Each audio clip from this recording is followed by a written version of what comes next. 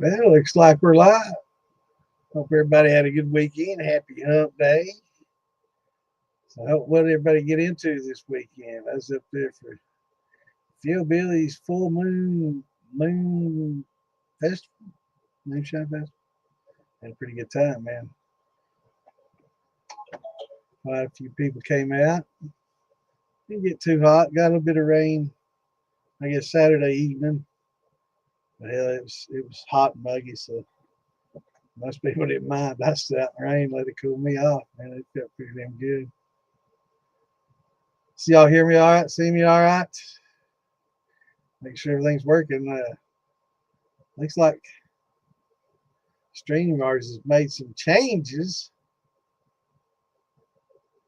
I'm gonna have to tinker with some of these intro and outro videos. And what's going on, Dark? What's up here, Billy? What the hell are XP points? I don't know. In gaming, it's experience points, but I don't know what if they give you points if you more time you spend watching, you get XP points as you go, or something maybe. What's up, my grip? What's up, Curtis? Appreciate you, brother. All right, y'all know the deal. Let me share some of these links. And well, I better get the link first. Let me get the link. Okay. Let's see it. All right.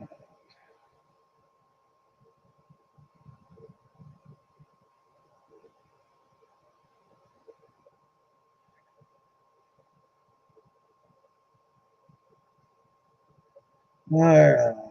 Let's see.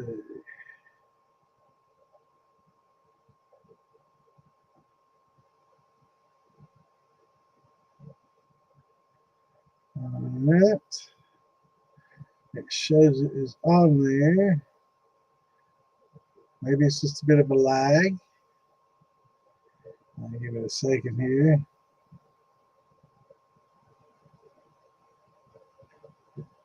Here we go. Get a little longer lag than usual.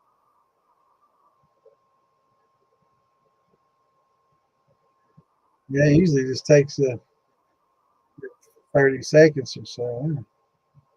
It took a little bit. Anyway, turn the volume up on that. I hate hearing myself. All right. All right, y'all talk amongst yourselves there. What's that from? Talk amongst yourselves. What show is that from? Let me get these links out. Hope everybody had a good weekend.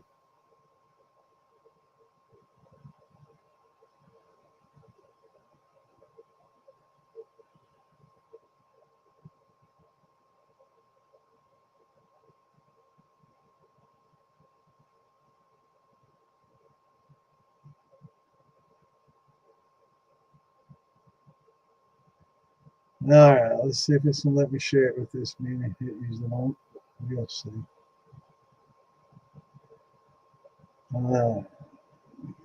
Out. Well, we had a pretty good time at Philbilly's. First time I've been up to Dayton in ages. I guess the only time I never spent a lot of time in Dayton, just passing through on 75. But man, I never realized how spread out Dayton is. Man, it's like it's a lot of cities all focused, concentrated in one area. Man, Dayton is spread out over a large area. It's pretty cool. There's a lot of rural areas. I guess it might take up a lot of unincorporated towns, incorporated towns around it too. So I'm not sure exactly what's considered Dayton and suburbs and little townships but yeah, it's pretty big area, stretched out. I don't know what population wise what it is. Probably not as big as this city, but it was spread out quite a bit more than where I live here. That's pretty cool. Had a good time.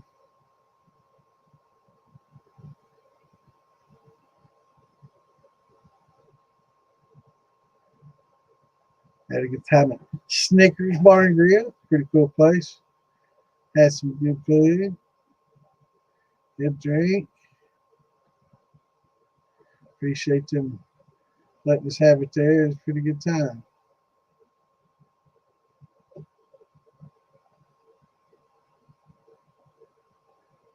Get that back just a minute. They're gonna stop me here in a minute.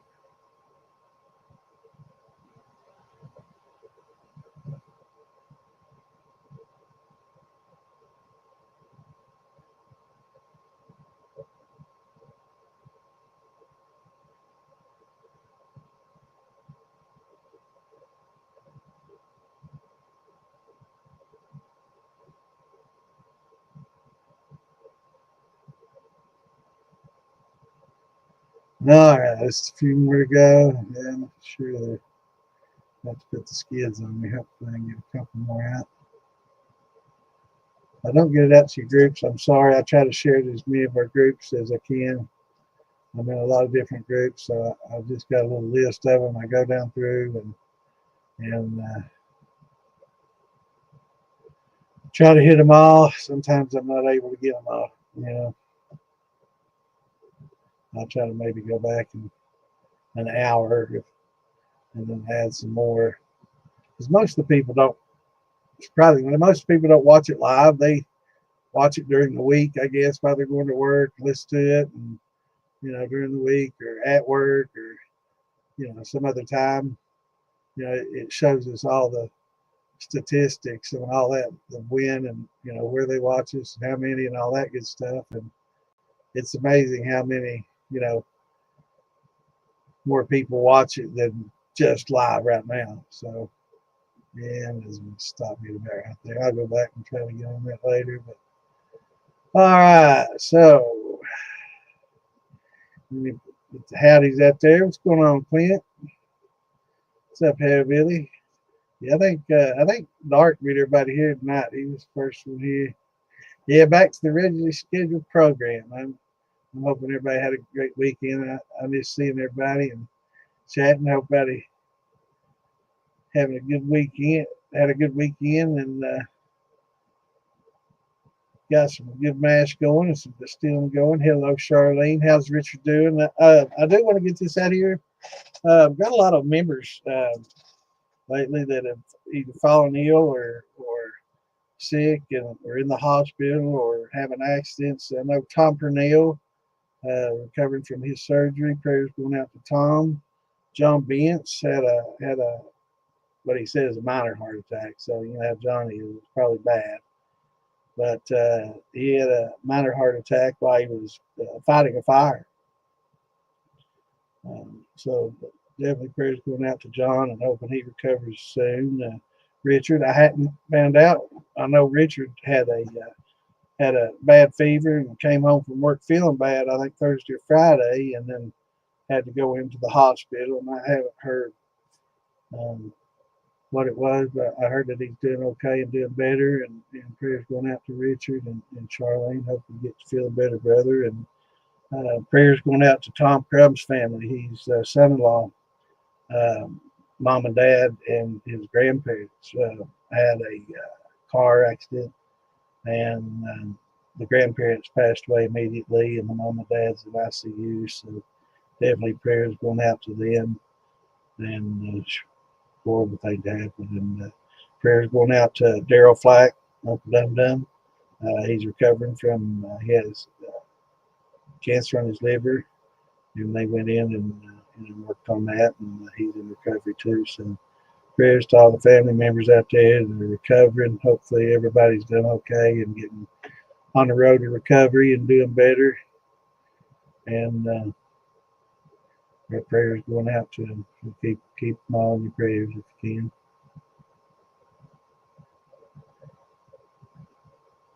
All right, let's see. Yeah, toast to them all. Get better. I think it's our first question. If somebody else had one, let me know.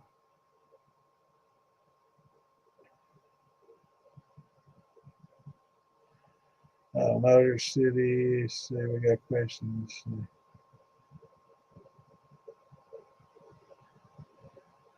Yeah, we're not going to turn it out like that. I did talk to the Outlaws. I was up there in Dayton. They didn't have that problem with it, but I don't want anybody, wearing it and getting any issues. It doesn't have MC. It doesn't have the triangle patch. It doesn't have any, location or anything like that. But there's always some people that are going to take issue with it. So I think we're just going to try to sew it all together as one patch and put it on a shirt instead of a vest. So definitely don't want any of our brothers, or sisters, wearing it and getting into an issue or anything like that. Um, but just because the Outlaws in Dayton says okay, that doesn't mean Outlaws everywhere nationwide is going to be okay with it in every chapter. So and other groups, pagans, Banditos, Hells Angels, all of them. I don't want anybody, getting hurt. But it seemed like a good idea at first. Well, it might not be such a good idea. So we're going to, we're going to probably just sew them as a one piece and put them on a shirt.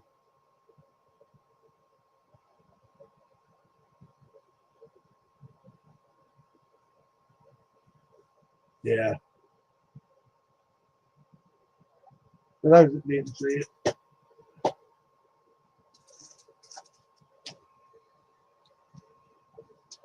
that's it.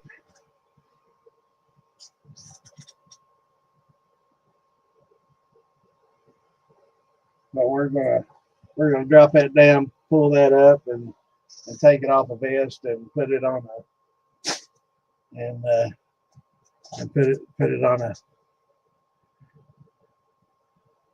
a shirt. That way it should be okay.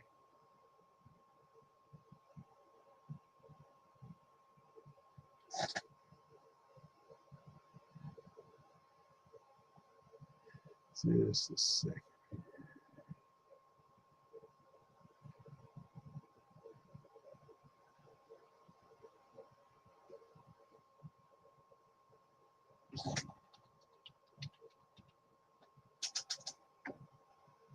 Okay, so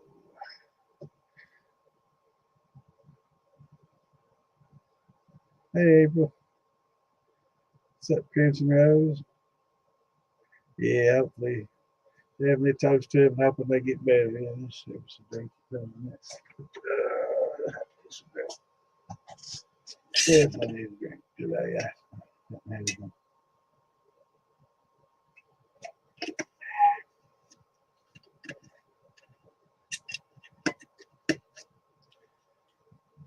All right, I think our first question.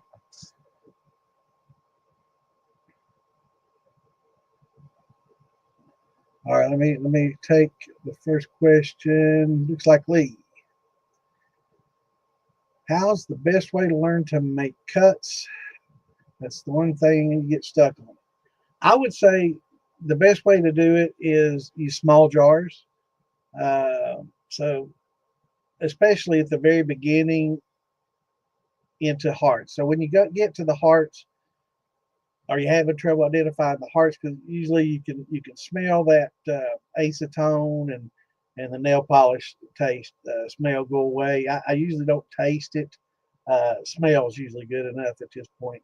But using small jars, you really don't have to make. I'm not sure how big your steel is, but you don't have to make cuts per se.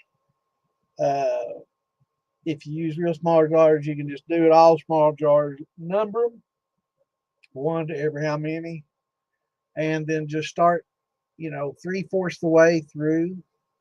Um, Man, I hate when they stream yard. Let's see. Let me find my picture files here in just a second. Usually it defaults to there, but I had Alan Bishop on the last time, and I had a bunch of pictures up here for him of his distillery and stuff that we posted. That was a good episode. It's always nice to talk to Alan and have him on here. Very, very knowledgeable guy.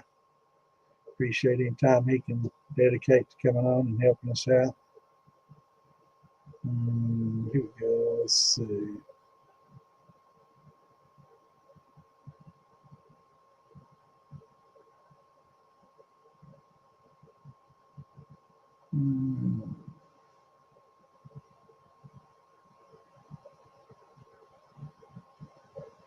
Well,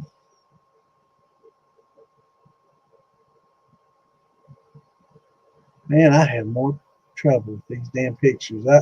I hate that stupid OneDrive, man. They said I maxed out on that, so I had to move everything to my. Okay, here we go. So this is a chart I usually pop up to help people make cuts, and it'll help me illustrate. So we're just going to call these a bunch of small quart, half quart jars, pint jars, whatever. Let's not use coarse. Let's use as small as we can. And let's just go ahead and run it all the way out. So, and label them. Put a little painter's tape on top of your lid and label it that way. You can do it every time. Just peel the tape off and do it again next time. That's what I do. And label them all. Okay, so when you look at them, you got pretty much 30%, 1 through 7, 40%, 8 through 14, and then 30% again, 15 through 20. So after you run out all of your jars and you know you're well into your tails, and you know, I recommend at that point just putting a bucket underneath it and just running your tails out. That way you can recover all the alcohol out of it you can, add it to your next run, and you know, recover some of that alcohol. But you can pretty much guesstimate about, you know, when you count the number of jars you got out there, you can pretty much guesstimate where 15 and 16 is going to be. So start tasting that. Start tasting 17, because the tail isn't a really offensive taste. It's just not a good taste, right? It's not like we're drinking a nail polish remover. It's going to be like wet cardboard, musty dog. I've heard it called a lot of different things. All those are pretty good descriptors. It's just going to be kind of musty, stale, damp, dank, you know, like an old basement kind of musty smell. It's just not good, you know. And you can tell that when you're in, especially jar 18, 19, and 20, when you get quite a bit of that green tail in there. So you can kind of taste your way backwards. So, you know, taste your way back, and as soon as you get pretty close to where you're not tasting much of that at all anymore, keep that jar. Because once you blend that with all those hearts, that little bit you taste is gone, okay? And you want to try to conserve as much as you can. So jar 14, 15, you know, there's not a lot of difference, not a lot of flavor issues. So somewhere in there you're going to probably definitely want to save those. You know, 16 maybe, 17's pushing it. But when you get the dark blue over here, it really makes a difference. So anyway, taste your way back. So when you taste jar 13, 12, 10, you know, 11, you can definitely tell, wow, this is sweet, this is good, this is the bomb here. This is tasting really good. And then about the time you get to jar 9, going backwards, you know, I got a little bit of funny taste. 8, getting a hint of something there. It's a little bit different, but not too bad. And by the time you get to 7, 6, you 6 especially, you're really tasting. So when you go back like that, it's a lot easier. When you start out in the heads, you get that acetone on your tongue, and it's hard to cleanse your palate of that stuff. So it's going to be really hard to tell the difference between 7, 8, 9, because that shit's on your tongue already, and it's really, everything tastes like that after that. So I always just go ahead and another way, once you get more experienced, um, you put your fingers under the drip. So it's dripping, you know, and you can just put your fingers underneath there, kind of rub your fingers together, feel the oil, the oily clean or oily consistency, and kind of make it evaporate on your fingers, and smell. You can smell that acetone. You can smell that smell, and it's not good. So wash your hands, and then, you know, go on down the line a little bit more, put your fingers underneath there. When you get about to jar 7 and 8, you're not going to smell it as much anymore. You're not going to have as much oils on your fingers. It's going to be like squeaky clean once you get the ethanol, and then you're definitely, yeah, I'm not hardly getting that at all. I think what I'm smelling is actually what was on my fingers. So you know, but tasting it, you know, always work your way back, and you know, you'll definitely be able to tell. You'll be able to tell, because you'll be going from a little dusky, dungy, and 16, 15 to, okay, that's good, that's sweet, wow, that's good, to 9 and 8. I don't know. I could taste a hint of it. But like with jar 8 and 9, by the time you mix that with all the, 10, 11, 12, 13, and 14, that little bit of blue kind of gets lost, right? Now, I will say that the temperatures that you see on this, throw that out the door. That's absolutely nothing. 185 degrees, and I'll show you why it's not worth much. Here we go. At 185 degrees, you would have to have 30 proof or 30% or 60 proof mash.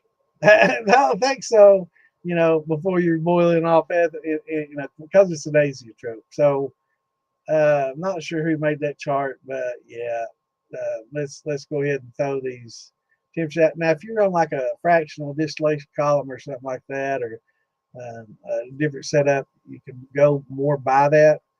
But for the most part, when you're distilling, you're not going to see anything happen until you get in the 190s, right?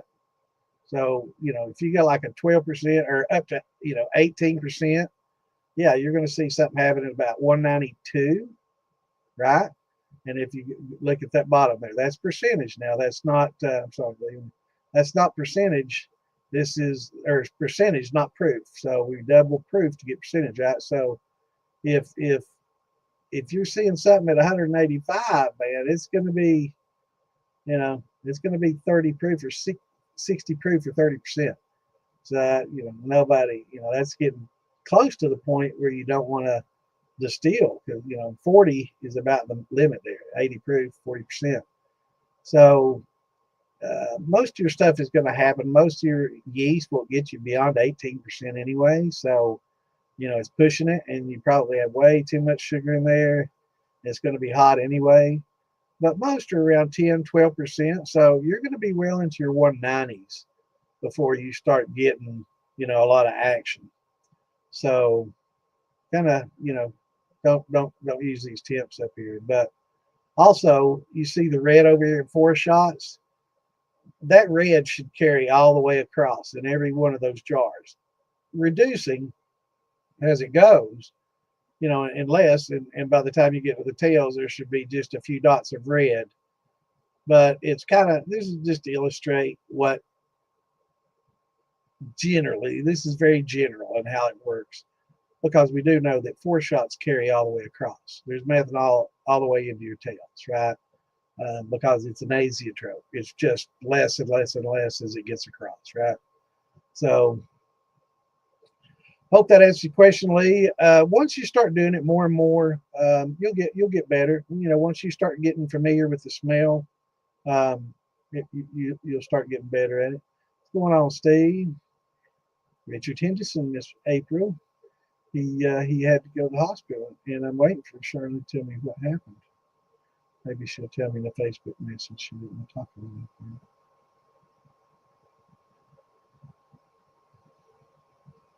it. And us.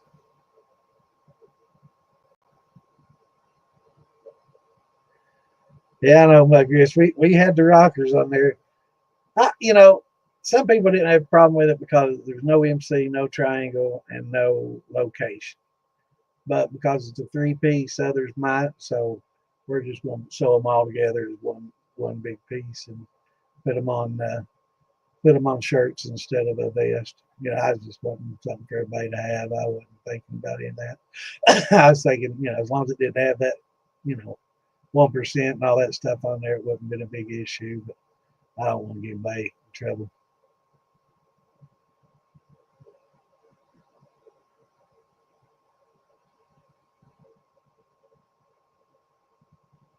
I agree. Yeah, it's very safe and sorry. Yep.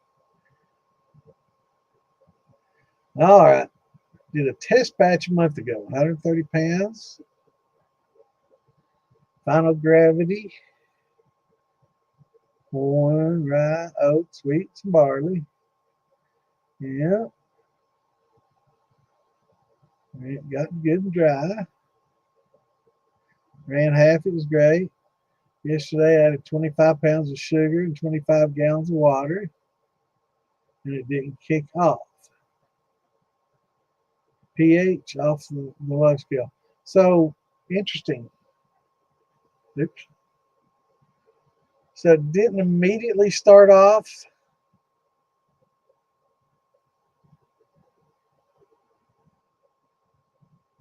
Well,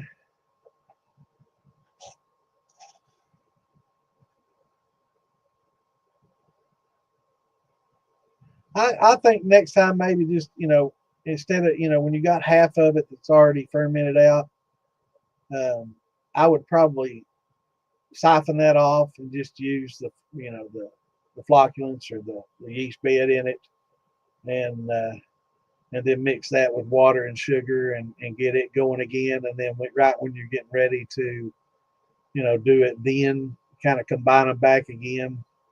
That way you just don't mess up something that's already fermented, good and was working good and tasted good, right? But it's strange issue. I don't know if the yeast were still viable. Should have kicked back off. What was the pH?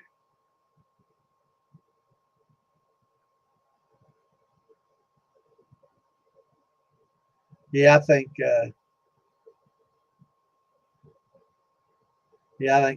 I've talked to a couple of people that were going to do the same.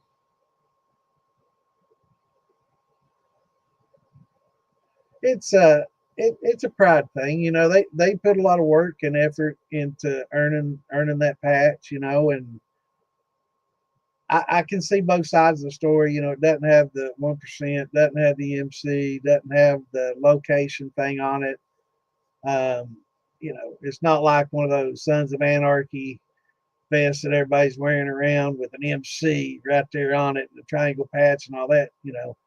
So, but it's a pride thing, and they put a lot of work and time and effort into getting that, and to have some group just come in and have members get it, by buying it, it kind of pisses them off. They put work into it, but it's not an MC thing. But because it's on a vest and it's a 3-piece, it's some people are gonna get pissed. Most probably won't, but there's always gonna be that one incident, and I don't want that one member or that one incident to happen to many of our people. So, you know,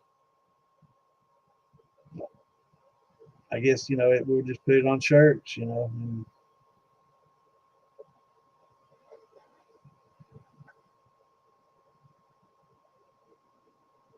but it's, it'll look cool on the shirts too. We'll show it as one piece. It still look pretty nice. And, you know, but there still may be somebody that's not going to like it, but what can you do? We're going to try our best to make it look like one patch and, you know, conform as much as we can. And there's pretty much a point where, if they're going to find something, just like that Moonshine Militia t-shirt, it's got a moonshine and then the skull with the hat, and then, different type rocker on the bottom. But, hell, you might have somebody get pissed with that, it'd be on a damn t-shirt. You never know. But we're going to try to limit the people that would say anything or do anything, when they see it on a shirt with a collar. I mean, we're doing all we can.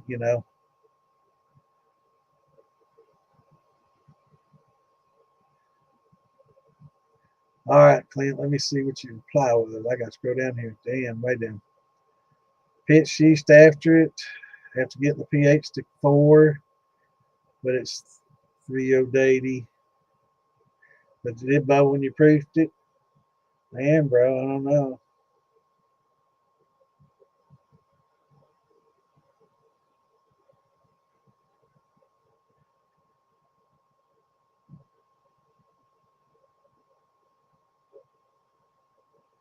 Yeah.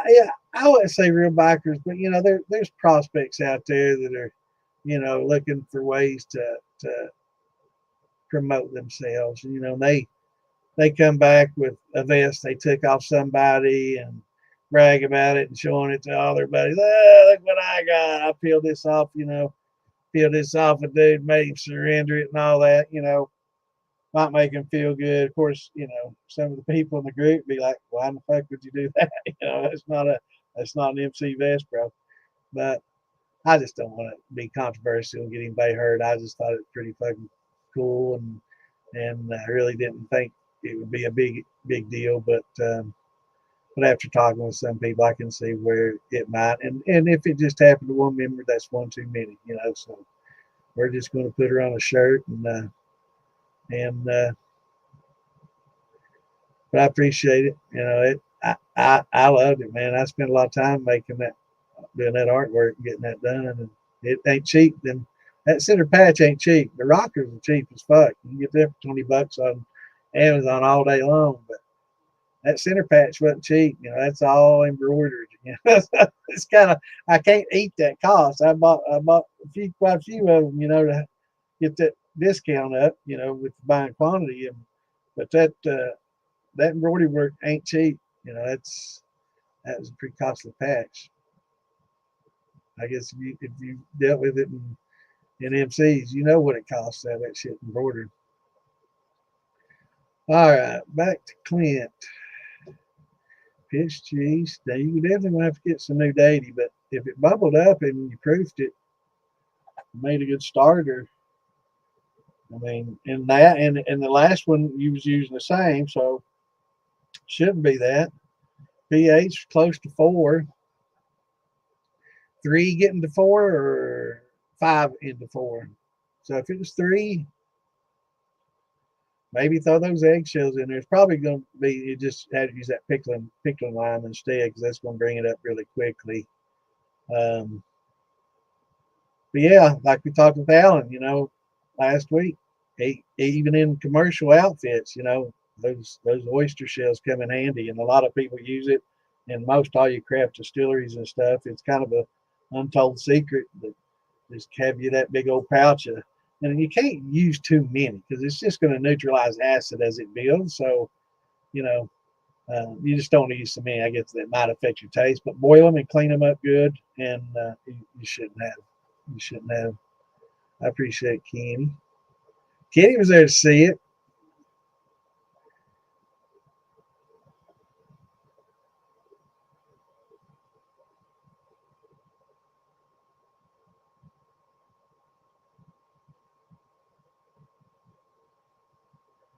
Yeah, yeah. I've got a, you know, for some people that just want to put it like on their wall, because I've had a few people that just want to display it. They're not going to wear it.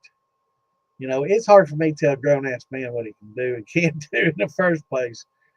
But I just don't want anybody getting hurt, you know, because that would follow my conscience, and I'm not doing it for money, you know. So I just, you know, thought it was cool and would be nice for everybody to have one. But I don't want to get news that somebody got the shit beat out of them, put in the hospital, or killed because they was wearing that vest, you know. And I don't want to have to deal with that, you know. I definitely don't want to deal with that.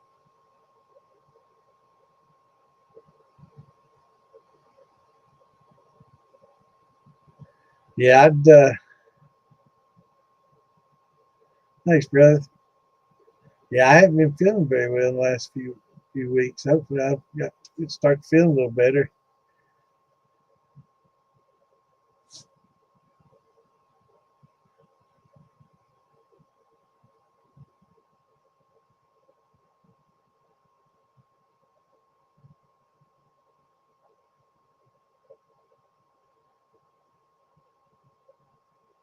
Yeah, yeah. I call them the low heads.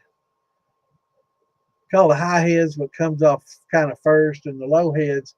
Low heads can have some esters in it. That's why on that chart, uh, you see jar 8 and 9.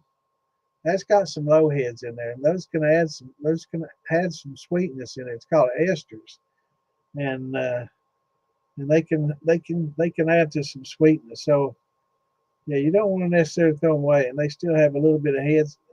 Technically, okay, for people that don't know, heads aren't what gives you blindness and all that shit. It's the foreshots, and those are very little, and those are coming off right at the mostly for the most part, come off right at the very beginning. Um, and to get enough to get blind, you would almost have to concentrate them. You'd have to take that jar number one, throw it in a bucket, and throw every jar number one in a bucket and do what they call a feints run, but you don't have tails or anything. You just rerun that jar number one and then save the heads off that, or 4 shots off that again, which would be a huge portion of it, and then rerun that and concentrate. You know what I'm saying? And I think that happened in India few years back, and they got some product that caused some blindness and stuff. But it could have been something else as well that caused that. But yeah, those low heads can have some pretty decent esters in it if you can isolate them. Um, but you can see that ethyl acetate, acetaldehyde, acetone, that's pretty much um, what you've got in that dark blue.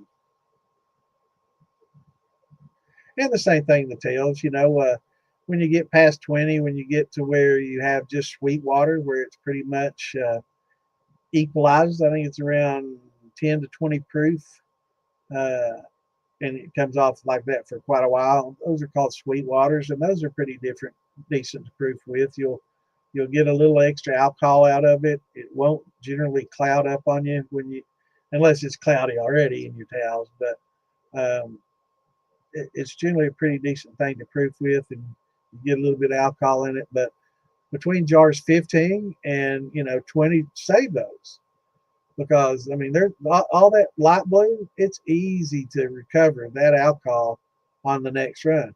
Now jars 1 through 5, I never run that back. A lot of people rerun the heads. It's not worth it to me. The strong flavor of the ethyl acetate, the acetaldehydes, and the acetone, it's hard to distill out. It's what called smearing, and I can't imagine putting that back in there. So maybe jar 6, 7-ish, yeah, to put in with your tail bucket. But 1 through 5, hell no. Throw that shit out.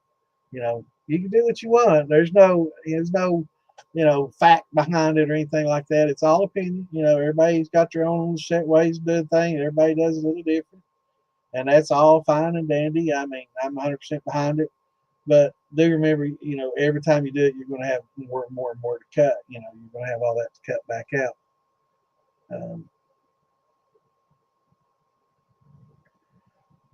Me and you both, brother. Yeah. All mine was under the old law before computers and everything came out. But I had 4 DUIs and 5 PIs and one driving on suspended. So I was, yeah, I was a little troublemaker.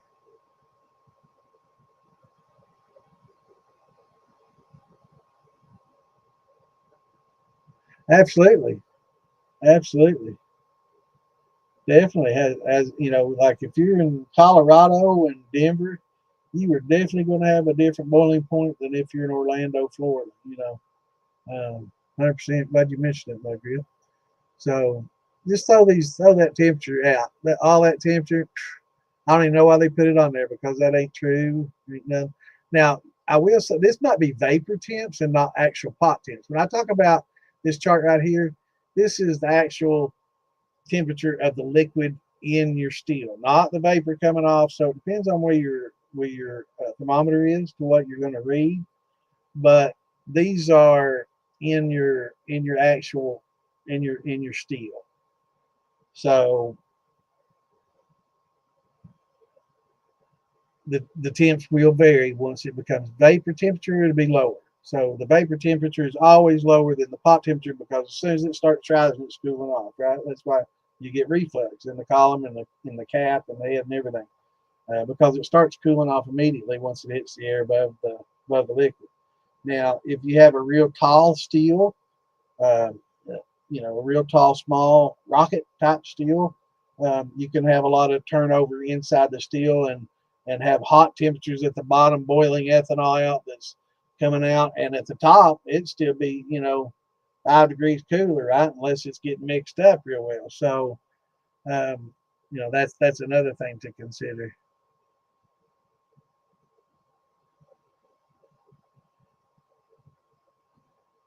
Appreciate it, brother.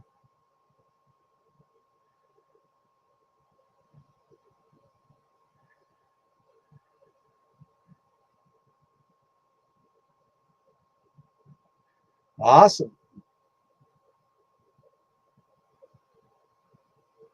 Few 100 pounds left over. That's awesome, brother. Where you at? I'm sure we got some members up there that'd love to buy some or have some, or if you're off in Oak Santa some, if you're close enough, I wish if he's in Ohio, I'll be man, I didn't get up with it while I was up there. But where about you located, brother? I don't know. I don't want city and the subdivision. Just northern Georgia. Whereabouts? Well, I guess I got to scroll down and see the damn list. So I'm up here. It was in the low twos, down the high threes. High threes should be all right if you're using a good yeast. And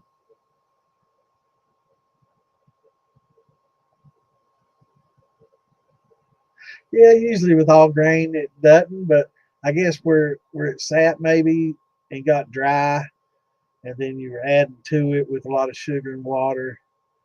I'm sure it kind of energized it with just being sugar and water. You know how that works. So it got kind of got a little off kilter to how a typical grain would do, and did more like a sugar shine would do, or a heavily sugared brandy might. But it's recoverable, boy. You know the drill.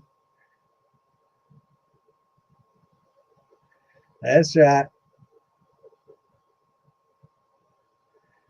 All right, on the chart here, basically, the way we talk about this is um, these jars could be anywhere from a gallon. If you're coming off with 20 gallons, that'd be probably a hundred some gallon steel, right?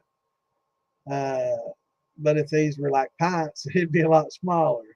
So it's just proportional. I mean, you could, like, if you only got, let's say, 16 jars or 12 jars for that matter, you could say, okay, let's do 30%. So the first four jars are going to be probably, in the head zone.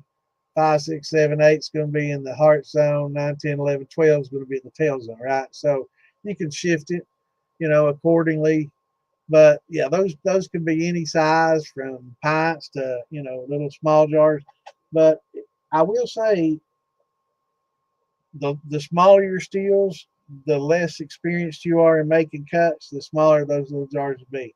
Now I ain't saying use something like a shot jar, nothing like that. But maybe like the small jelly jars, the little jelly jars.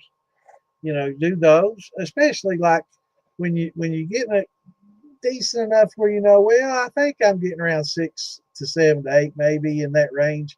Then you could like switch from a big jar to small jars. Because you're getting pretty close to where you might want to start cutting it off, right?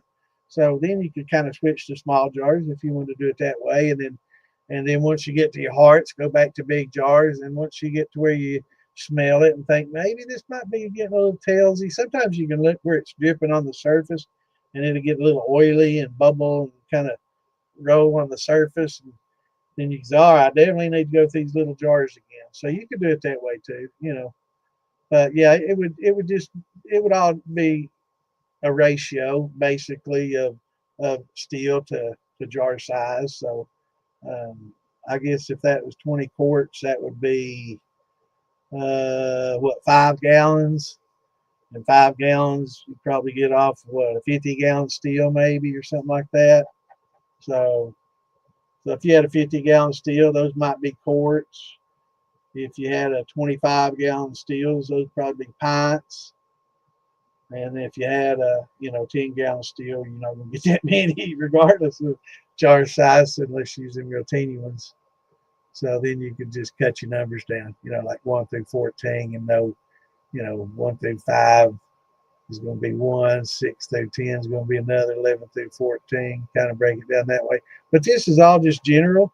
This is, and I will say with brandies, you're going to get a little bit of shift, because you're going to get a little bit more heads in some of your brandies, most of your brandies, especially if you're using pectic enzymes. They generally create a little bit more heads and pores, but it's worth it to get all that extra juice and flavor out. But just keep in mind that you're going to get a little bit more on some brandies than you would, like on a sugar shine. You're not going to get a whole lot at all. So it just depends on what your distillate is as well. Yeah, I agree. Yeah, 1 through 5 is cleaner. Uh, you use to kill grass. If you do welding, you can clean your metal with it. It's great for cleaning countertops and glass. And my glass top stove, it cleans that good. I keep some around, and I pour a little bit on this Kleenex to keep my glasses clean. So I always keep a little spray bottle here with it in it. It's good if you have a little food coloring in there to put it in that so you don't drink it. You don't want to get drunk one night, have it in a jar and pick it up and drink it and cough and puke. But get back to where I know I get off on tangents sometimes, but really, if you're just drinking heads, it's not going to kill you. It tastes horrible, but it'll give you a hell of a hangover. It's not going to kill you anytime soon. If you drink a lot of heads and you drink for 50 years and you drink heads for 50 years, yeah, it's probably going to eat your liver up faster than hearts would or something like that for sure. So it's important to make good cuts, and if you got people you don't like and people that continuously buy your liquor and never pay you for it, that's nothing to get used to. I'm just kidding. But yeah, cleaning stuff up's good. There's a lot of uses for it. It's a good cleaner. Absolutely. Yeah. So if you're going to oak it, keep jar 7. If you're going to put it in a jar or a barrel for 4 years, use jar 7, because those esters in there mixed with the oils in the tails estrify. So you get acid and oils mixed with some of those heads and combine them together, and they estrify into some interesting good flavors. So that's a really good point. So if you're just going to drink it straight out off the tap, proof it down and drink it, yeah, you want to pretty much stick with true hearts. And I tell you, to make a good white dog is a lot harder than to make what went into whiskey that went into a barrel. Because the flavor that the barrel adds is like 60 to 80%. And it's easy to mask a lot of that jar 6 or 7 and jar 15, 16, 17 on there, which a lot of people blend together. I've seen a lot of shiners back in the day. They'd take jars number 1, 2, and 3, pitch them, and they'd take jars 14 through probably 18, blend them, and then they'd say, 19 all the way down to where it's just barely had any alcohol in it coming out, and they'd say that to put in the thumper. We always put Backens or tails in the thumper. And nowadays, they got all the infusion and doing all this other stuff. We didn't do so much of that back in the day. But we get a lot of that extra alcohol. It's definitely advantageous to do that, because you get a lot of that alcohol recovered in those jars 15 through 19. Once you get to 20 and beyond, maybe it's not so much worth it. Once you get to that point, it's probably good for proofing. Um, Once you get rid past all those oils and stuff, and you just get down to about 10%, 20 ABV or something like that, then it's called sweet waters. Those do pretty well for proofing. I'm sorry I'm getting behind on this. But yeah, Steve, good point. Definite sea level is different.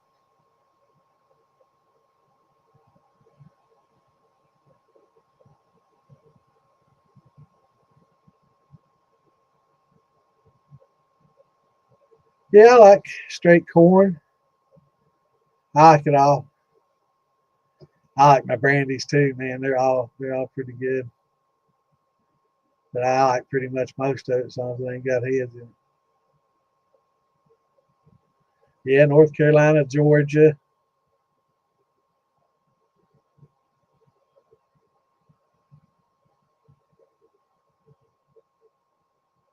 Alabama, all yeah, southeast. I guess along the coastline though, you get that added benefit of get that breeze off the coast, and it doesn't get as cold probably as inland like in Georgia. Yeller dent. Oh, sweet. Yellow sweet. Oh, I put somebody yellow dent.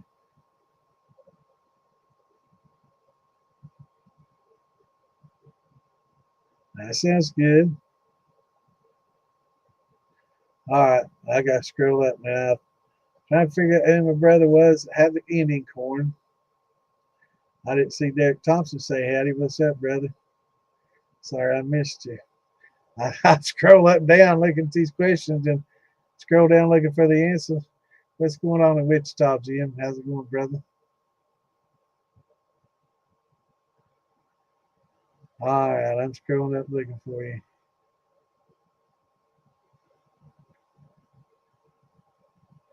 Where is I? He is in KY, brother. Big Blue, Kentucky.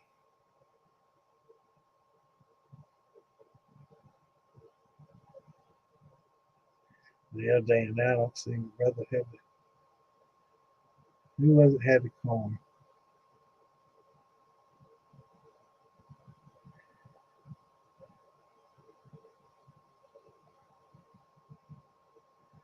Anyway, I feel Billy's post day earlier today. I saw somebody talking, ask a question about the infuser on a thumper and didn't know what it was, and worried about everybody browbeating him, making fun of him, asking a stupid question. First of all, ain't no stupid questions. And second of all, that's why we formed the group, because we got sick of seeing that shit going on in other groups. Every time somebody ask a good question or a common question, everybody asks the same questions. Yeah, we weren't born with this fucking knowledge. So everybody has basically the same questions, and it really pisses me off to see people come in and ask a question, and then 2 or 3 years later, somebody else asks the same question. They're like, "Oh, it's the stupidest shit. You should know that." Motherfucker, you didn't know it 2 years ago when you was asking me. So, help out. Don't beat people down. Help them. That's what we're here for. Wichita. I had some good times in Wichita, Kansas. There used to be a Creonite. I don't know if Creonite Photo Labs is out there still. I used to do work in professional photography. I also used to run a custom photo lab and processing film and stuff for insurance companies and just people, 1 hour lab. And some of our equipment came from Wichita. And I went out there and spent a couple of weeks learning how to maintenance it, maintain it, and use it. Had a good time, man. The guys out there didn't like me, but all them women sure loved teaching me the two-step, man. Them dudes hating on me. Boy, I was saying it over there. I was all innocent. But none of them said nothing to me. I was a little bit fitter then than I am now. Yes, sir. This jar is compliments of Jeffrey, and it is a weeded Bloody Butcher sour mash. I think it's Generation 4. I will tell you that Bloody Butcher has the reputation of being oily and earthy, and it is that way in its first and maybe second. But once you sour mash that stuff in, it does have some pretty good flavors. Once it gets deeper in the generations, it's still giving out flavors where a lot of other stuff start thinning out a little bit. So it's pretty good.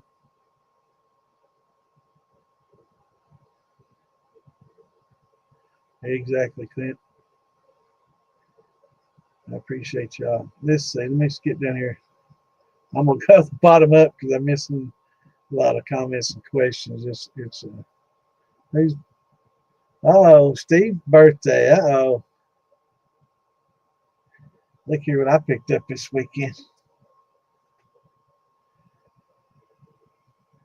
In Ohio, it's like 20 some dollars a bottle, 27 a bottle. Here in Kentucky, where it's made, it's 40 something. Up there in Ohio, they price your liquor for you. This is good Weller wheat. Good stuff. I have a little sippy sip.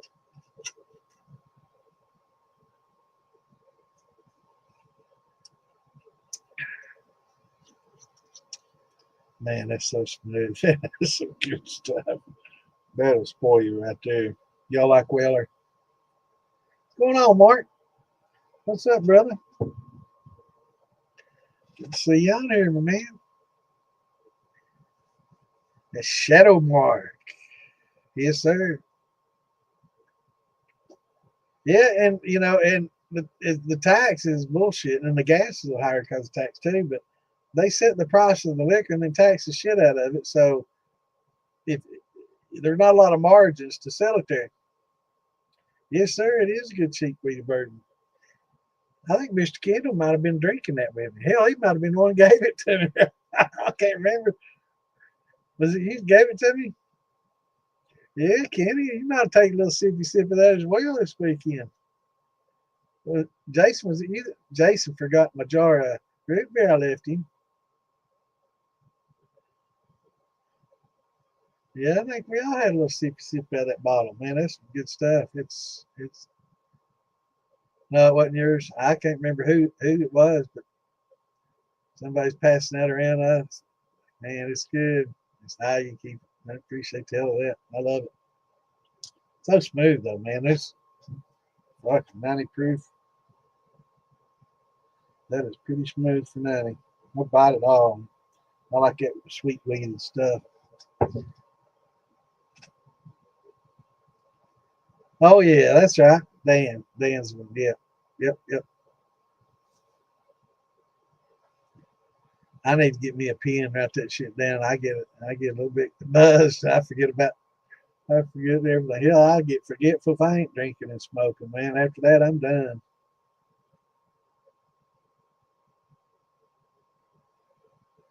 Yeah, I tell you what, man, me and you both fall behind the chat. I want to scroll back, see if I missed anything. I was scrolling up and down. I missed quite a bit. I was trying to find my dude that had some Indian corn. He mentioned Indian corn. I scrolled up to find that. Oh, here we go. Here we go. Upper Florida, Georgia. Hell yeah. Hillbron Indian corn. See? Bag. Well, brother, I am 100% sure you can find a bunch of brothers that be all over that. We got people all over, so I know. Buddy Butcher crossed with Jimmy Red. Awesome, awesome. But yeah, everybody's wanting to try new stuff. So some of the Indian corners for sure. Absolutely.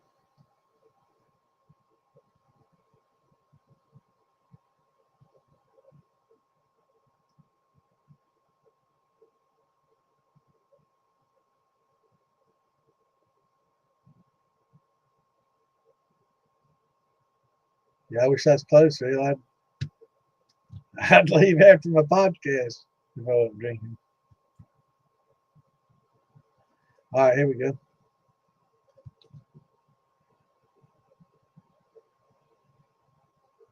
That'd be cool. Yeah, I noticed that he's looking for some historical family stuff to do some videos on.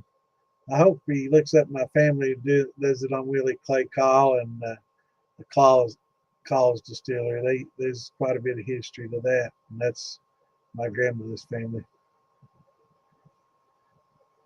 Found out that Sedflo's sister, Visco Sed, is even better.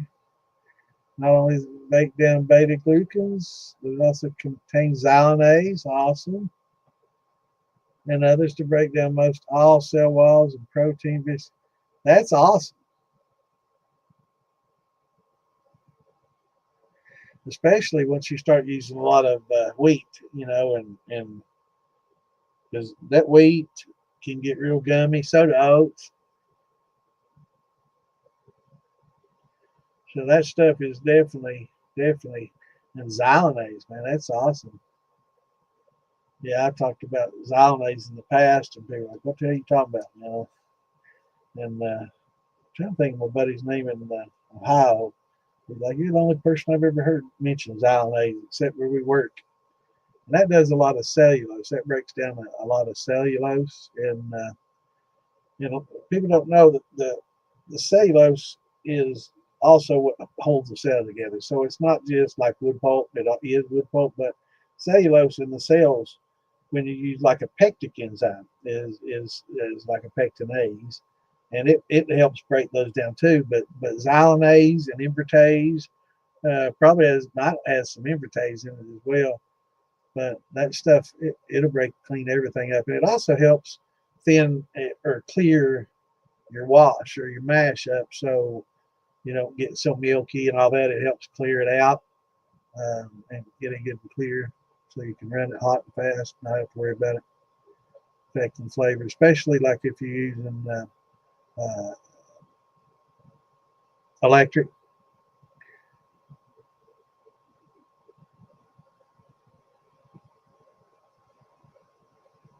How often should you clean your steel? Well, if you run it all the time, you really don't need to do much other than just spray it out. If it's copper, of course it's going to require different care than stainless. But with your copper, you just want to rinse it. You don't want that back set to sit in there because it's highly acidic, and it'll cause things to kind of turn green. Yeah, rye too. Yeah, I wasn't thinking about rye, but yeah, wheat and rye absolutely kill all that gummy shit up, man. But if you've got a copper steel, you definitely want to, as soon as it cools off enough, take it apart, spray it out. You get all that acid out of there. But other than that, you shouldn't need to do anything. Um, if you have like a brandy that kind of bubbled a lot and foamed, you'll notice right at the edge of the water line, you'll have a little bit of scum buildup. So generally just take like a credit card, but not a credit card, but something like a credit card. Go in there and scrape it, and just scrape all the way around that. And then, if you want to use a little 3M pad with some water to just, scrub it off there and then rinse it real well, that should be enough, because we really don't have to worry about sanitizing so much because everything gets boiled in alcohol, right? So it's not as big an issue as just making sure you get all that acid and everything cleaned out and all that scum. You don't want that to build up. What happens is that builds up, and then you run it again, it gets hot, it kind of gets caked on, and it darkens up on you, and then you keep doing that, and then you just get a big, thick buildup in there, and it's dark, and it looks like shit, and it has to affect your flavor. So, just along that water line, and it's going to foam up, even if you put a little butter in there, or a little oil or whatever, you're still going to get foam. I mean, hell, you can't boil water without it foaming up, right? So yeah, definitely. But yeah, just do that and rinse it. Stainless, pretty much the same. Just rinse everything out real good, and if you have any, on my stainless with the same thing, I take it apart, and right there at the water line where it was foaming up, you get a little bit of, you know, build up. But it seems to be worse for me with brandies than with like sugar washes or grains. But there's always going to be, something on there. Just kind of scrape it off, clean it off, spray it off, and rinse it. But just making sure you get all that acid out of there, and blow it through your worm too. Blow some water through your worm and rinse all that out, because a lot of times you have a little low spot in there and you don't want that acidic, anything acidic to sit in there for a long time, or it'll start turning green. And then, next thing you know, you got copper oxides and sulfites coming out of there, and it's copper sulfates and shit. It's just not good. Toxic.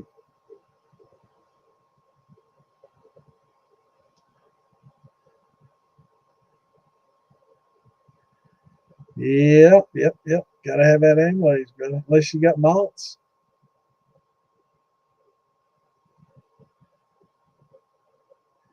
Well, what are you gonna do for your birthday, Steve?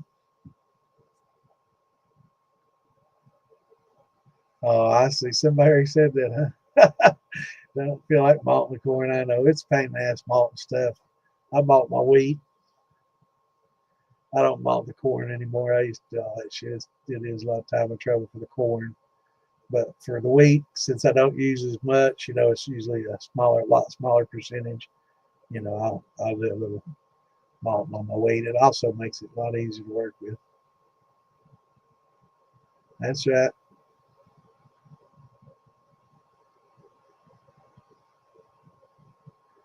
Damn, I was behind. How'd that work out, brother? Wasn't the best tasting. Yeah, blackstrap. Yeah, just it's good to get that. What is that black pearl stuff that Wes and Philby are getting up there? That's pretty good stuff, and that golden stuff is pretty decent too. But yeah, you get that lowest grade, and you get what a lot of times they pick that stuff green, and it's not real mature cane, and it's picked green, and it's not the best flavor, but it's used for like in a lot of animal feeds and stuff, and sometimes it's sulfured. Yeah,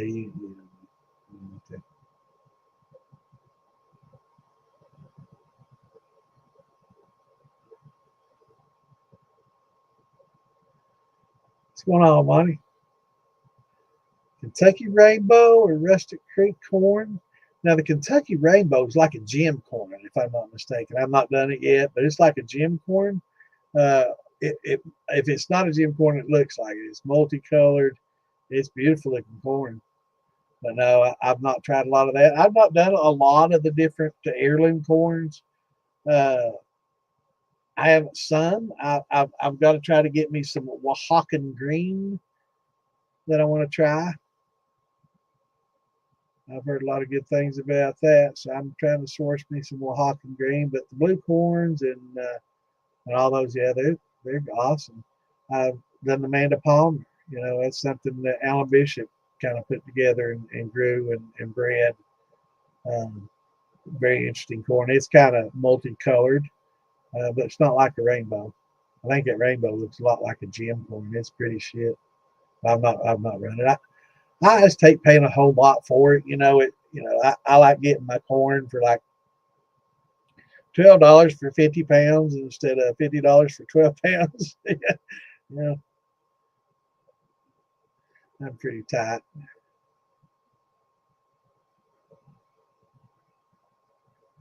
Ding ding. All right, let's do.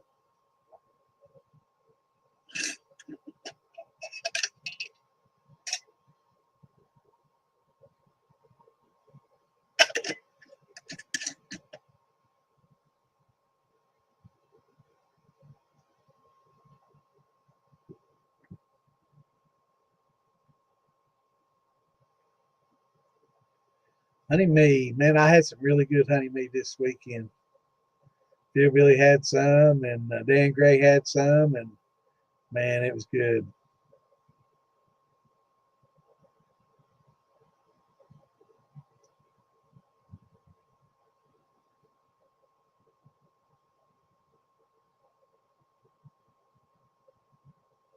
Right, right.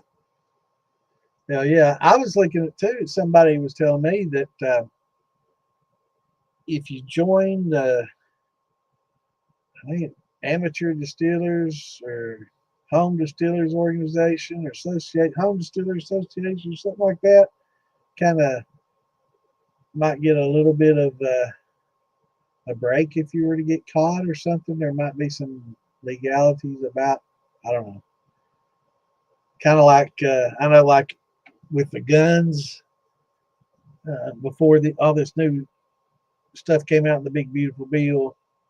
Uh, there was some gun legislation. I think I'm not sure if it was on the forced reset triggers or exactly what, but um, some people in like the Gun Owners of America (GOA) uh, all pulled their money together and fought it and won. So basically, they were exempt from it until the Supreme Court ruled on it. So I guess maybe this is something similar to that. So hopefully we can get a Supreme Court ruling on this sometime soon. I know it's been in and out of a Texas court. Didn't quite make it, but that doesn't mean it won't. It's in their ear. We don't have a big lobby.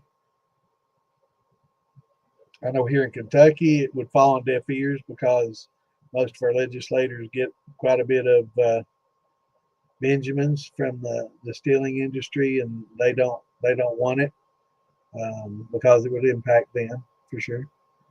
understandably. So I think Kentucky, Tennessee would probably be the last two states to get it. Missouri has it, and supposedly what West Virginia has it, and it just recently passed. I think they're changing the limits. It was kind of a ridiculous limit in West Virginia. I don't think they really did their research. I think they did like a gallon, in Missouri it's like 100 gallons per person. For every person in the household that's 21 or older that can legally have it, up to two people. So if you have two 21-year-olds plus living in a home that can drink, and you can do up to 200 in Missouri, but I think West Virginia started out at a gallon or 5 gallons or some ridiculous shit, and then everybody's like, "Come on, this is stupid," and then they realize, wait, this is probably pretty ridiculously low amount. I think they're working on getting it raised.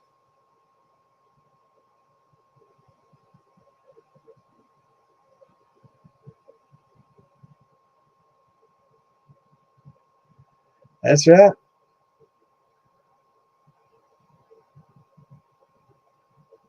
Absolutely. Yeah, it is.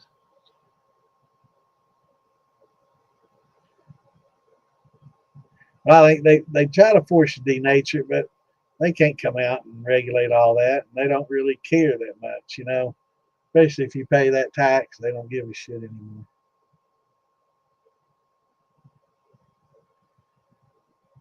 Yeah, no, brother. I wish if you're in the militia, man, if you're not, join the Moonshine Militia and mention. I know we got some brothers down there in Georgia and Florida. Uh, I'd love to have some.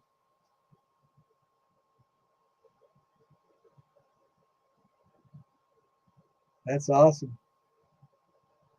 Now, I will tell you, Cowboy, if you can get some of that Oaxacan green and maybe some of that Ohio blue, or that what's that other blue? Ohio blue, and what's the other blue? Man, mine's a terrible thing to lose. And Ohio blue and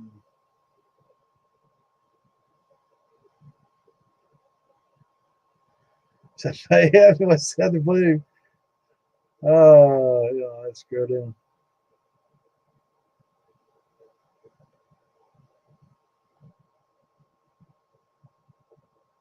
What is it? What's Ohio blue and what's the other blue coin?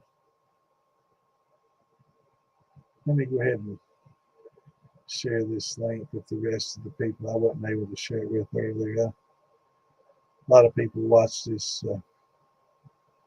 on their way to work and shit, so I don't know all these people get a chance to watch it. But I'll share this while I'm trying to think of Ohio blue, and no, it's just not blue.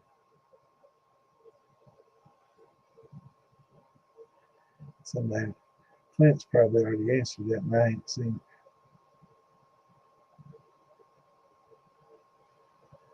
Let me share this on out here. Okay.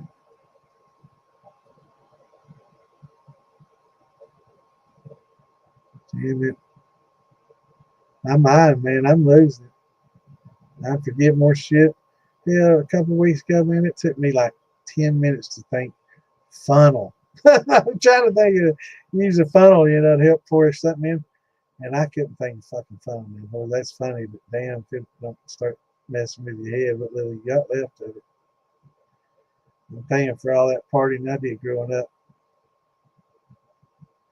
That's for sure. But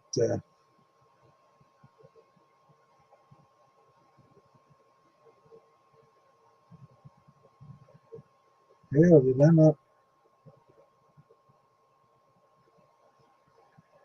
I not share this damn? Hell, I can't believe I didn't share that with the militias. It's very end. Holy fuck, that's crazy, crazy. Y'all wondering if I'm gonna post this shit or not. Well, anyway, Got it in there, a little hour late, but hey, that should have been the first one I did. It's usually the first one I post it to. I know that happened. Anyway.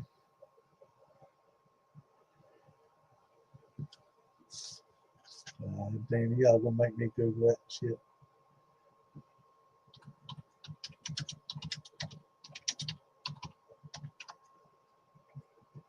Maybe it is just blue corn.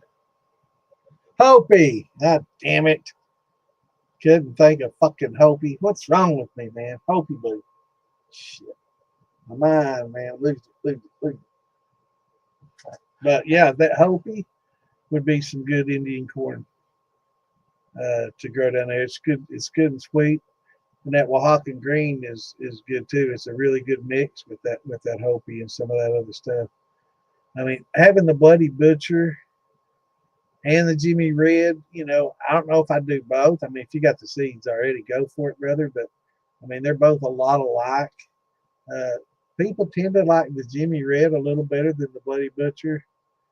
A little less oily and earthy. But grow what you got. If you got the seed, grow it on out. But if you can get your paws on some of that Oaxacan green, and I don't know if you've ever, we used to call it oxycon because I don't know how to speak Spanish or pronunciate that shit. So we called that shit oxycon for a long time. Actually, it was weed we called that because they used to have some from Oaxacan weed, but it spelled like oxycon, and we called that oxycon weed for, I don't know, forever, back in the 70s and 80s and shit, when we were getting that brickweed down from here.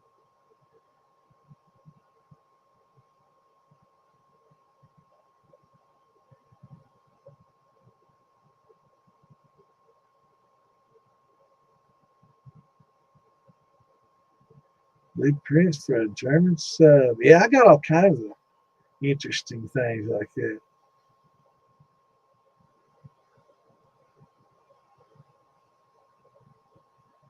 Remember my grandfather used to have one of those, like a Gatling gun that was mounted in a biplane during World War One.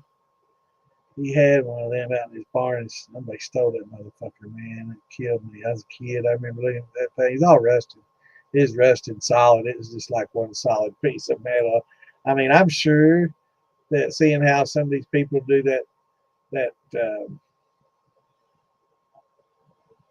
electrolysis and stuff, and that stuff that they find in the ocean and stuff, they get it all functional again. I'm sure that somebody could have spent some time, money, and effort and gotten that back into a functional machine again. It'd probably taken some parts, but man, he loved talking about that thing. He's proud as fuck about that thing.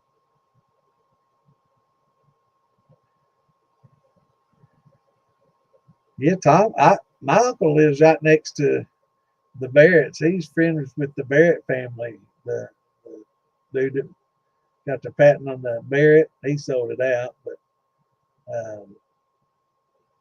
yeah, my uncle's good friends with all that family. They're down in Murfreesboro. I think Tom has a machine shop. He works at one, but uh, I don't know. I'm sure they could build. I'm sure they probably have the license to build guns too.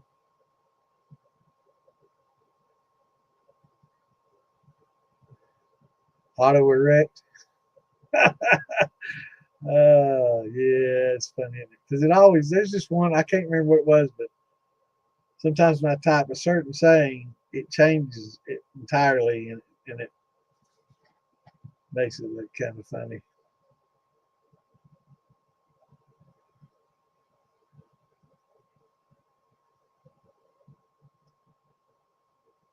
Yeah, yeah. I love that steampunk stuff, man. I wanna build me a little steampunk steel that has some shit moving and gears running and steam spitting out every once in a while. I have noticed that a lot of people are adding these whistles to their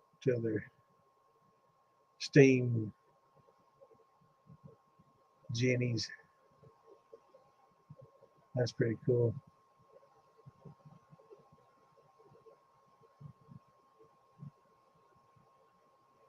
Where do you live, Paul? There should be some moonshine everywhere, brother.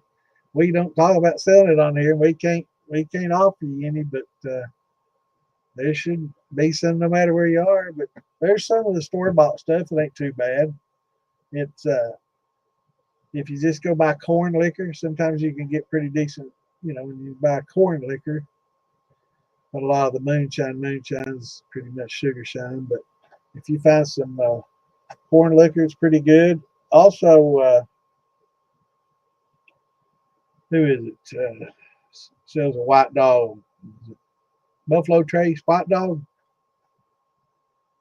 That's basically, they're all grain White Dog coming off the tap. That's what it tastes like.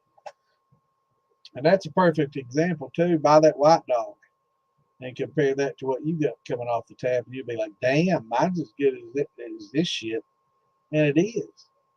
But how they get theirs much better is they put it in a barrel for 4 or 5 years, 10 years. And that barrel allows that liquor to mature and esterify. There's a lot of shit. There's a lot of chemical reactions going on long after the distilling's done. So even if it's in a jar, it doesn't have to be in a barrel. Even if it's just in a jar with no aging sticks, no nothing, there's still processes going on. I don't know how many times I've heard people say, that didn't taste very good. And then I set it on the shelf and I came back 6 months later and took a drink. Damn, man, it's a lot better now than it was. That's because of all these processes that are going on constantly, and you're getting esterification. You're mixing acids and oils together, and that they esterify and some pretty interesting flavors over time. So you can try the Buffalo Trace White Dog at the store, Paul, and that'll be a pretty good idea of what a average shine would be like, because actually most of what we make is probably going to be a little better than that. But yeah, once you age it, it changes. It makes it a whole lot better, in my opinion. And I like the taste of that smoke and that age and that wood and some of the caramel, vanilla notes that it gives off. I love it. I love fucking whiskey, man. That's always been my weakness.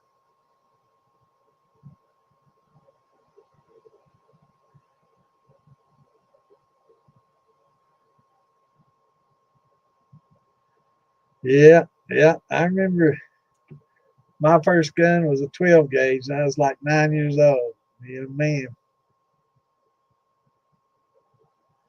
That gun got stolen off of me when I was in school. There's no Ted Williams over under double barrel. Valuable gun is made by Browning. It's just like a Satori, but it's made for Sears. Ted Williams. This is in the 70s. Let's see, 71 or 2. Got it for Christmas, and they stole it my thing.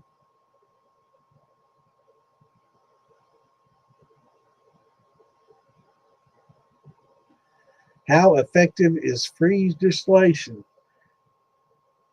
I've seen some videos on that, and it was kind of funny how they did it because they didn't know what they was doing. It can be pretty effective if you know what you're doing. Basically, you're freezing the water out of the alcohol.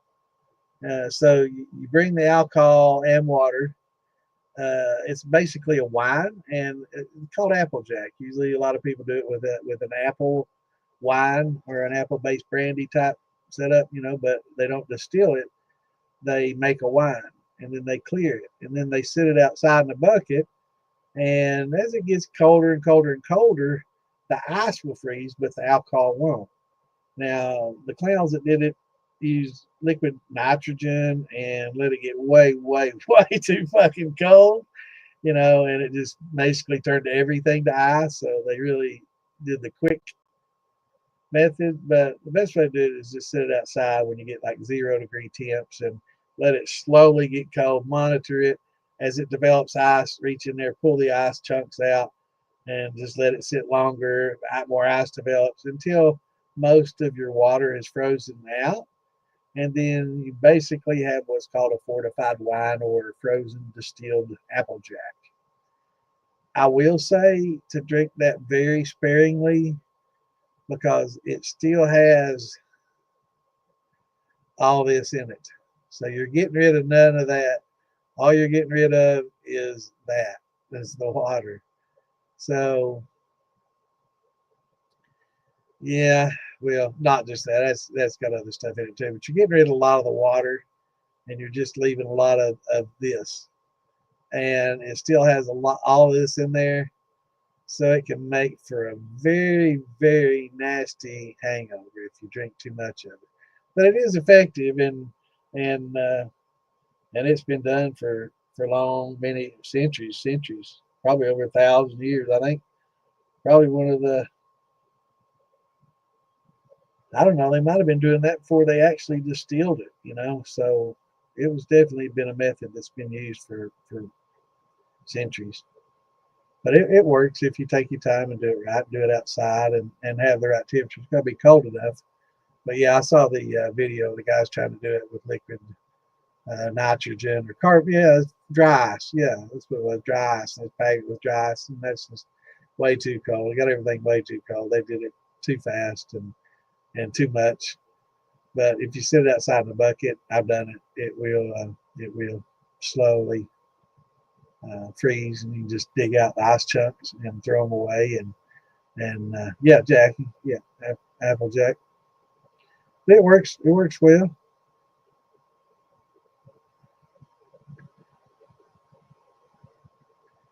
It's awesome. See, like Caltech, I tell you, I like that Palmetto State, man. I like a lot of the stuff they got. They got them in Anderson Arms out of Kentucky, and Palmetto out of South Carolina. Man, they both turn out some pretty high quality stuff for the price. Because I'm tight, I'm not gonna pay for Daniel Defense and all that high price stuff. But yeah, I like that Palmetto State stuff. They have pretty good bargain, and yeah, yeah, they do. They make good guns. A lot of them call it the poverty pony because it's a less expensive gun. I guess all these Daniel Defense snobs do that, but you know, I'll shut them up and put them on the range, man. I'll take that Anderson Armour at Palmetto and out shoot your ass. And, you know, it, it's as much in the shooter as it is what you shoot. Now, 10,000 rounds, you know, they'll probably still be shooting where I'm going to be replacing some parts. But as cheap as it is, I could buy 5 Palmettos or 5 Andersons for what one Daniel Defense costs. So, yeah, I think I'll just replace my parts instead of, you know, paying $2,000 for a $500 gun. Did go to an auction where I bought some stuff at auction this weekend. I bought another Glock 19 that I didn't need. But I mean, when you get them for $300, it looked brand new. It doesn't even look like it'd been shot. Not a scratch on it. Looked like it. I didn't get the box. It looked like it just came out of it. But yeah, it was in a Winchester X 12 gauge with wetland camo, 3.5-inch chamber. It was nice. I picked that up for like 265 or something like that. Yeah, that's brand new too. I couldn't resist them. Yeah, it's time to drink, Steve. Here we go. For those of you that don't know what I'm hitting there, this is an old Mack truck ashtray. That's an emblem from a Mack truck that came off a coal truck in an ashtray. This is from the 1950s, and it sounds just like a damn box string belt on it. But you know what? I've never seen another one of them. And I showed that a few months ago. Tom Crumb has one just fucking like it. I couldn't believe it, man. I've never seen another one like it. I guess you can find them on eBay, but I've never seen one in life just like it. And Tom, once I showed him, he's like, no. He held up the same damn thing.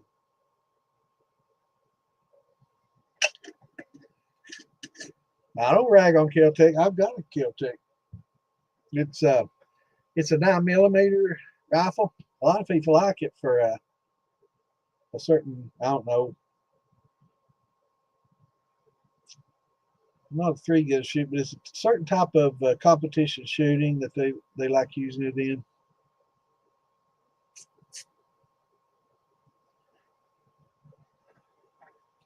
Yeah, that's the Mack truck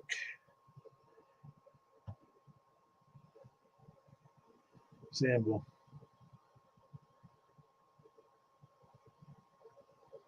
Was it loud? I'm sorry. Is it loud? Yeah, it's something. Let me get something now. Yeah, I guess it is fairly close to my microphone on my. I used to use a little microphone that came off my headset with one of these little jewels. It used to come off here, but those some bitches great, and I ain't gonna pay $10 for another one. When my camera's got a microphone built into it, and everybody says they hear me just fine, and they can't hear my fan blowing too bad, which I gotta have blowing on me all the time. I get hot down here. All right, here we go. Is it loud? Damn, I'll have to muffle it. I'm sorry, bro.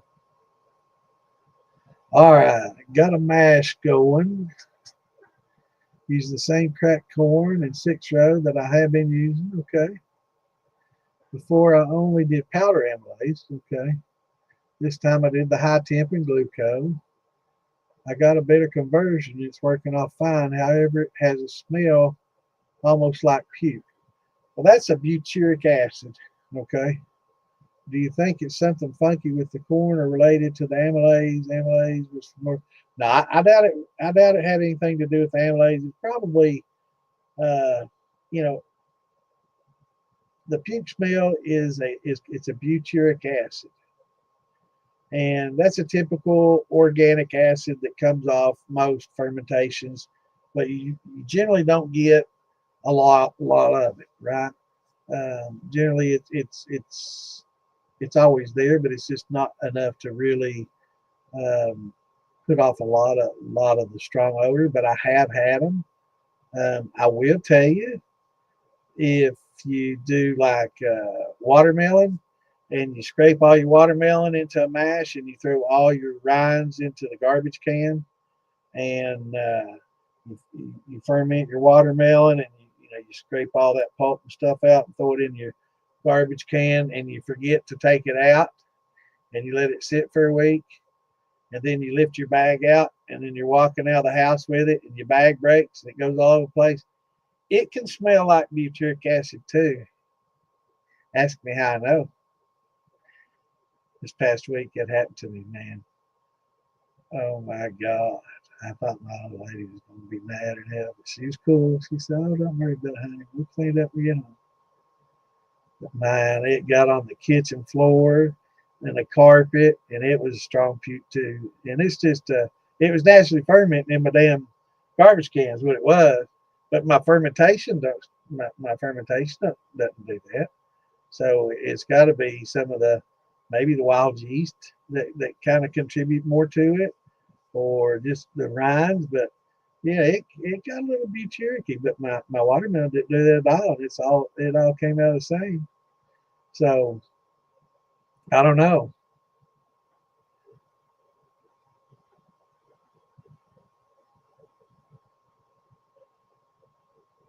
Yeah, man.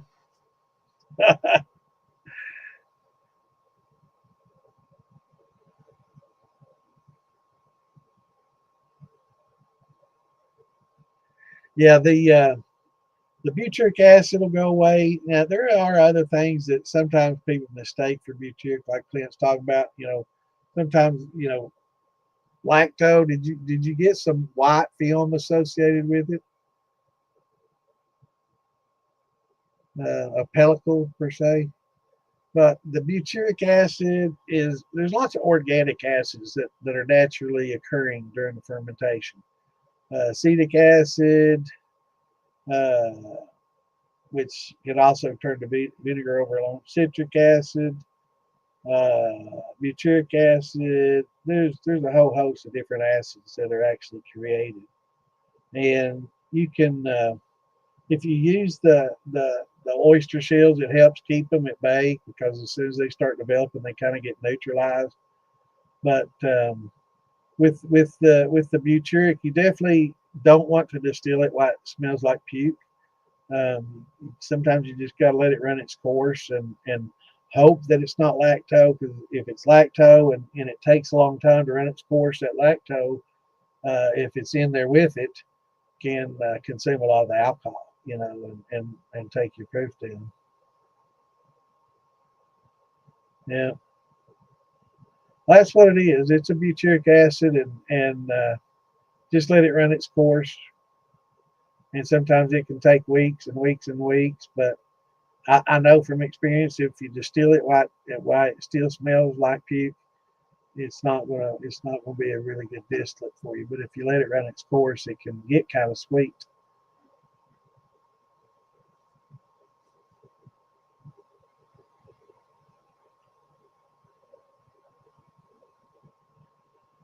Yeah, get a little dry heat. I know some people, man, they just hear that and they start puking. I see that shit a lot on the internet. People teasing each other. I guess some people can't even hear somebody puke without getting sick.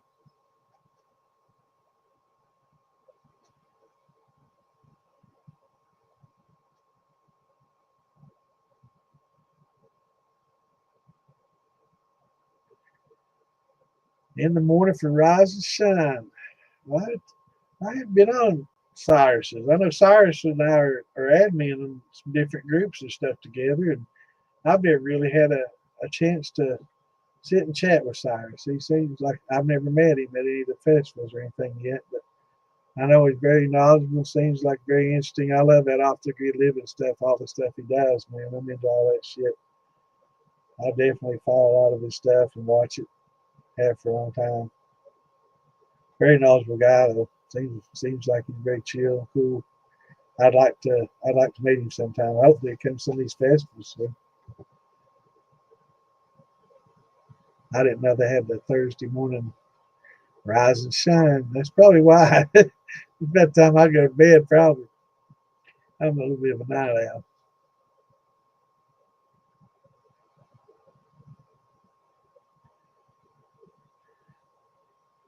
Well, get her to making beer, dark, and if she's a big beer,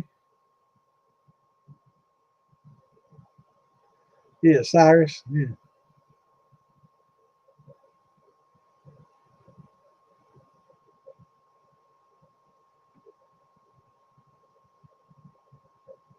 Oh, you're talking to Steve, yeah.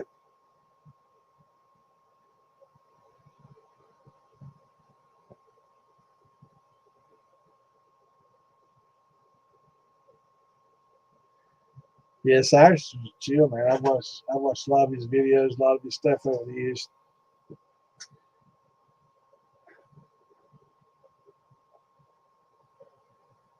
I don't know, but we can definitely find one and put it in there. Um, I know most General Mashes are light beer, but the big difference is hops. So get her to liking some beers without hops, and then next time she makes a good beer, you can say, "Hey, I wonder what this be like out of the still." No problem, brother.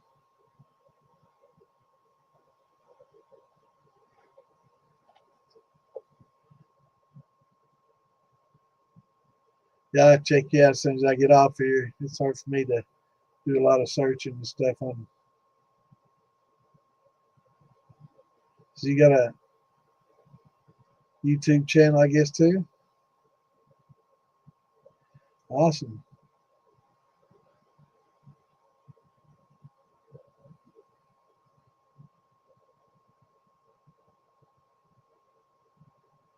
That's interesting, Jeffrey. I mean, it's possible because a lot of times. Hmm.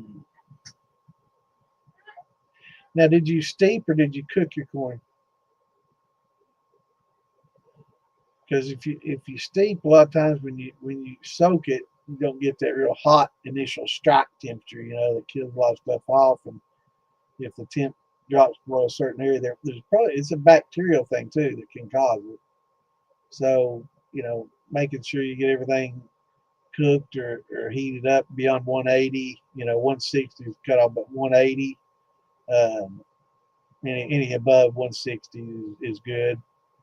But a lot of times it's due to some bacteria that can cause it, for sure. And I'd say that's probably what it was. Is there's a natural bacteria that if you don't kill it off, it can form. A lot of times people run into it in their sour mashes and stuff where they don't get it heated up a lot. I'd say some people using this yellow label angel yeast where they're doing cold fermentations probably run into some of that as well, because it's not that bacteria. Let me see what causes it. Let me see what that bacteria is called. I can't remember. I used to be able to tell you. It starts with an F, I think.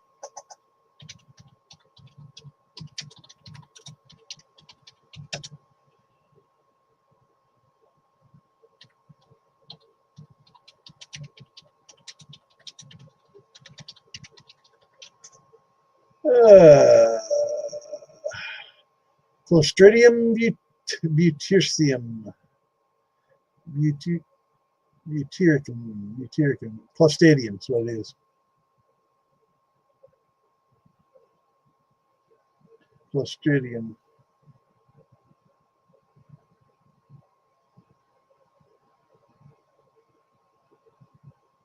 I was thinking it started with an F, but I must be thinking something different bacteria. The Clostridium.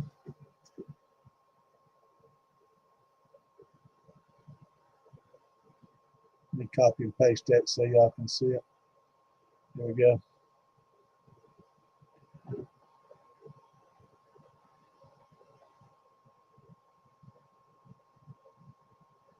So you get that bacteria in there. It's typical to get it. It's very common, but if you that's one of the reasons a lot of people like to sanitize and keep things as sanitary, and they like to get above 160, even if it's fruits or whatever. I know that a lot of people are going to get some of this in a lot of fermentations that they use with this yellow label that they don't use heat at all. But generally, when you cook your grains, you're going to eliminate a lot of this. But it can get in there on fruit flies. It can come in on just a spoon, or if you use a wood spoon, it could be there's so many different ways to get cross contamination. But that first one, Clostridium butyricum, that's probably one of the most common. And it's also the acid that we have in our stomachs is a butyric acid. It's what we use for natural digestion. So it's everywhere.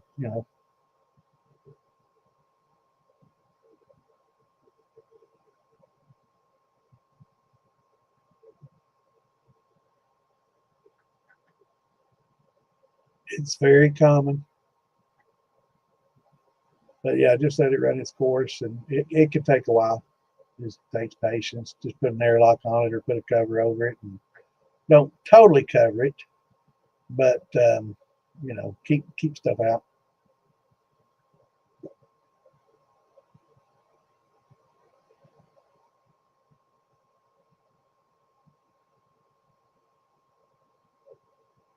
Oh yeah, I can imagine. Oh, and I bet it took a while to clean that shit out of his steel too.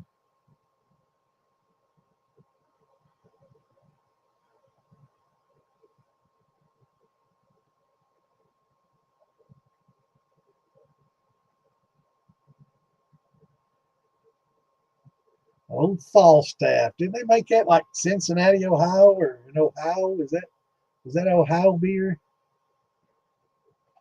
Let me see. I think that's where the hell they make Falstaff.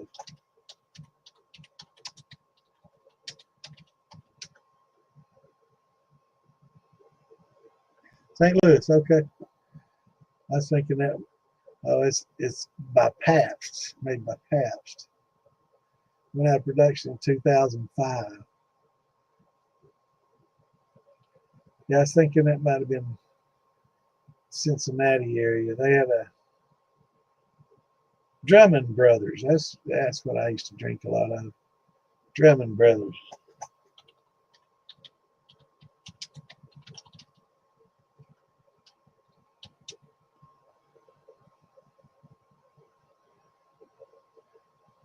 Oh, that was made in Louisville. I thought that was in Ohio.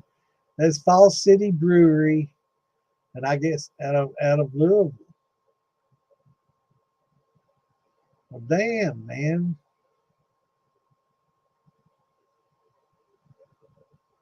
Fall City Brewing Company in Louisville. I used to drink shit out of that. We used to get that in returnable bottles when I was in school. And that was the cheapest beer you could get at the damn place. And you return your bottles, made it even cheaper.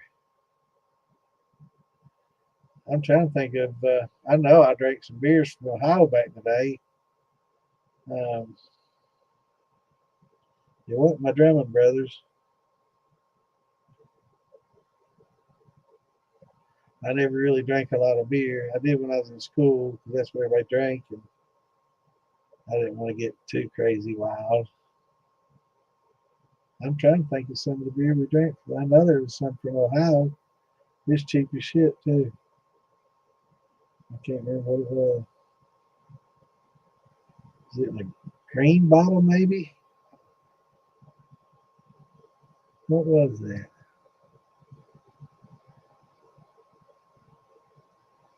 Mickey Big Mouth. Is that made in Cincinnati? Yeah, might have been that. That come in a little green pop top.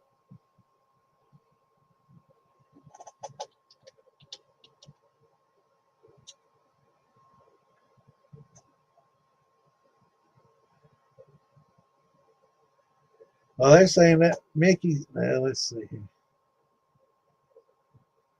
That was in Evansville, Indiana. Well, actually, they may have made it other places too. It's currently made by Miller. Evansville. And bought by. Wait, I'm just going to say 680.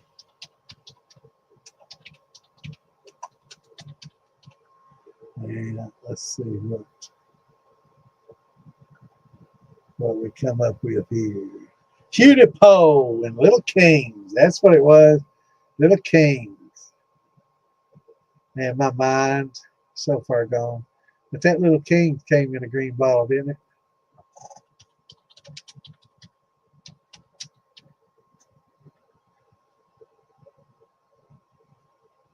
Yep, that's it. Little Kings. I knew green bottle.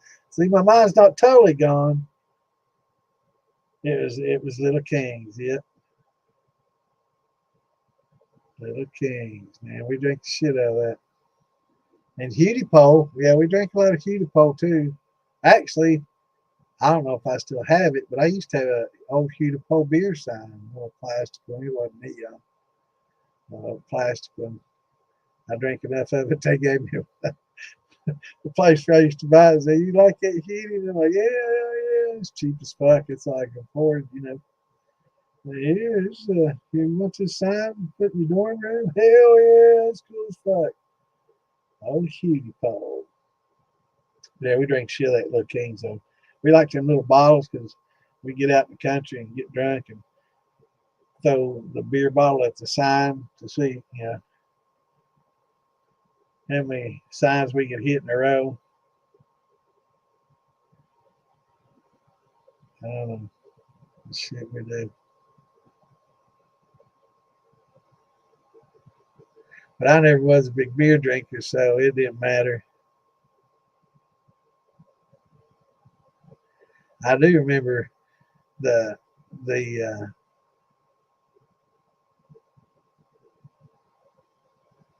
bottle you're talking about, though.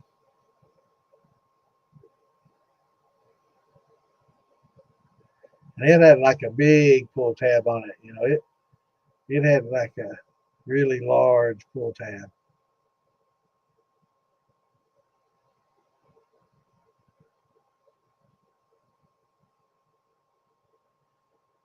Hell no. We're all getting lit.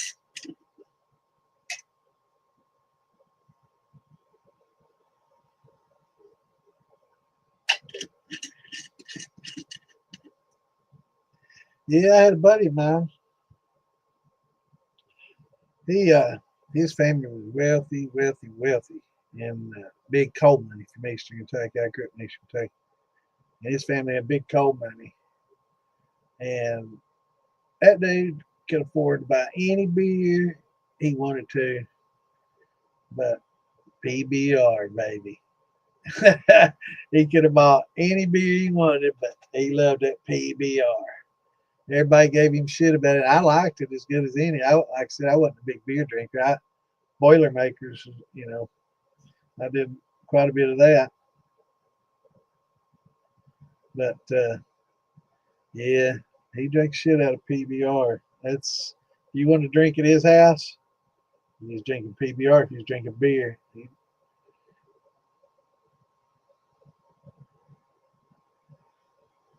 I grew up drinking Miller and Schlitz. That's all they had to bootleggers. Miller and Schlitz. That was pretty much all you had choice of. Y'all like Schlitz? It wasn't too bad, I guess. Schlitz give you the shits.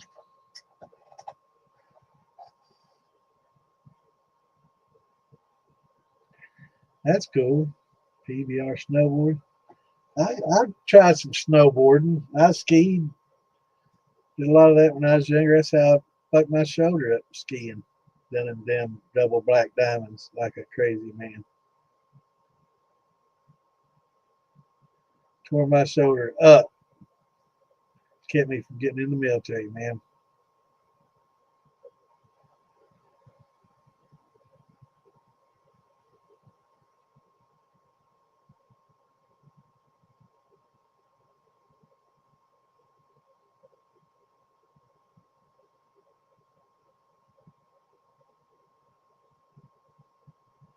Yeah, I like them Boilermakers.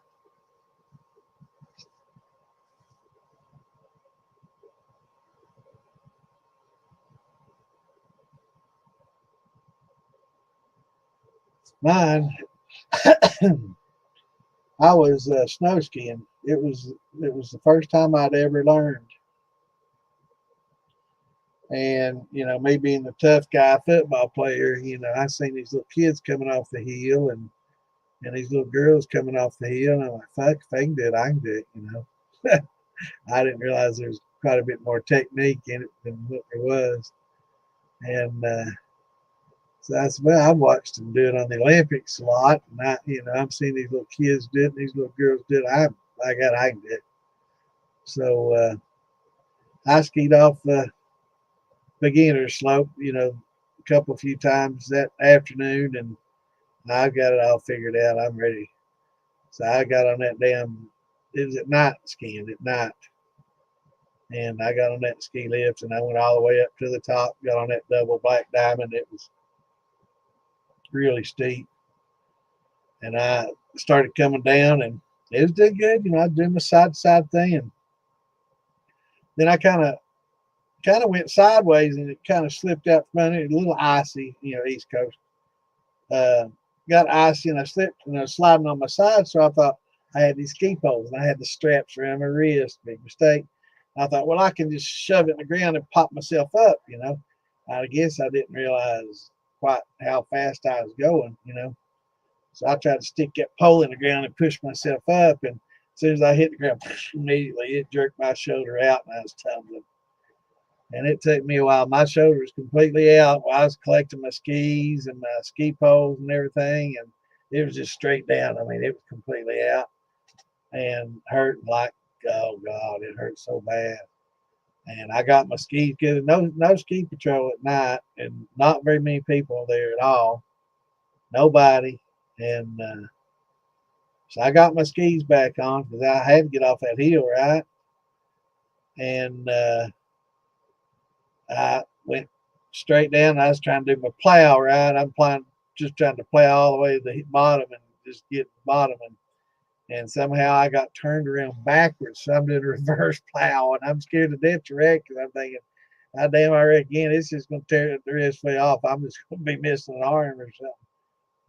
So I'm doing a reverse plow with my heels pointing together and did that. And then finally got around Turned around and got to the bottom of the hill, and there's some moguls. And I guess I hit one that bounced my shoulder back in.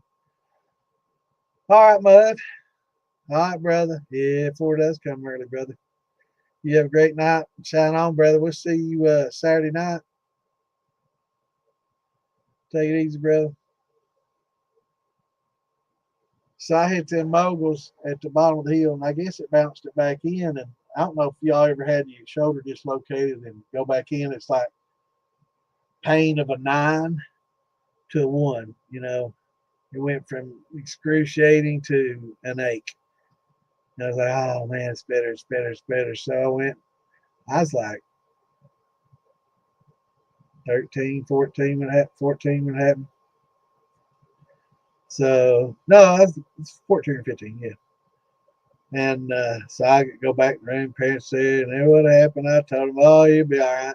This how's it feel now? And I'm like, it's not too bad. No, you'll be fine. And I didn't know, but I had broken off about half of my rotator cuff. And as every time I'd work my shoulder, it was rubbing that bone away, right? And then after that, there was nothing holding it in. You know, all the bone holding it in was broken off too, and it started coming out quite often. And oh, it is more even cool. So yeah, go check out Cyrus, man. He's cool, man. Check him out. I love all that off the grid stuff he's into, man. It's cool as fuck. Shine on, brother. But yeah, it started coming out a bunch. You know, every time I was throwing baseballs and stuff, it'd come out. So I went in, and it's like 1979 or something. They did this surgery. They cut me open, cut a tendon out of my chest, and stapled it to my shoulder, and stapled it to the back there, and said that'll hold it in.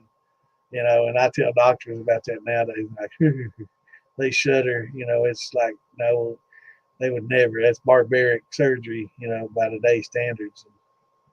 Yeah, that's 50 years ago. But yeah, I tried to get in the military and they wouldn't let me in because of it. I wanted to join so damn bad, they wouldn't do it. Hell, even the Air Force wouldn't take me.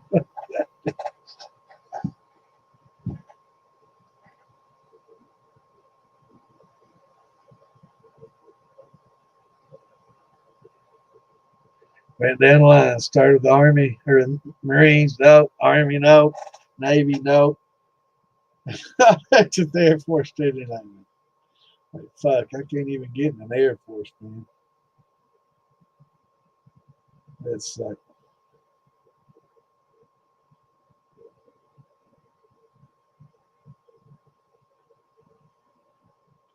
but all those DUIs and PIs didn't help much either.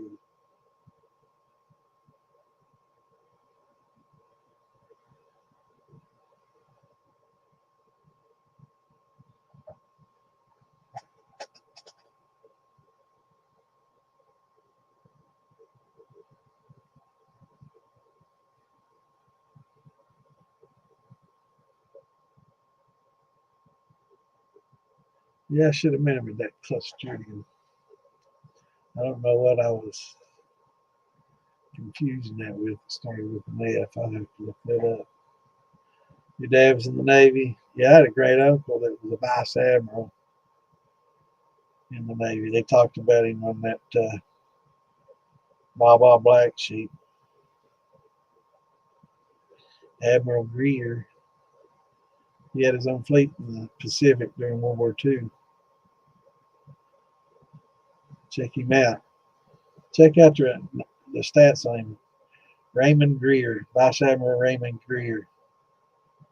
Greer. Yeah, he was a highly decorated war hero, man. He only lost a frigate in the Pacific. They moved him over. He actually, I'm trying to think of what it's called. He ran the whole Atlantic board for a while. He lived in Chicago, St. Ruth.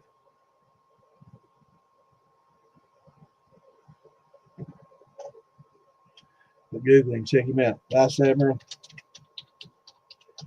Raymond Greer. Marshal Raymond Greer.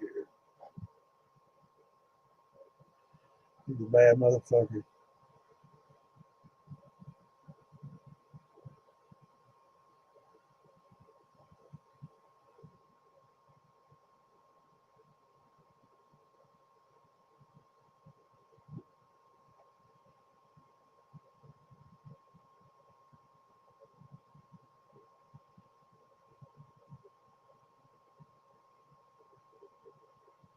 All right, that's good.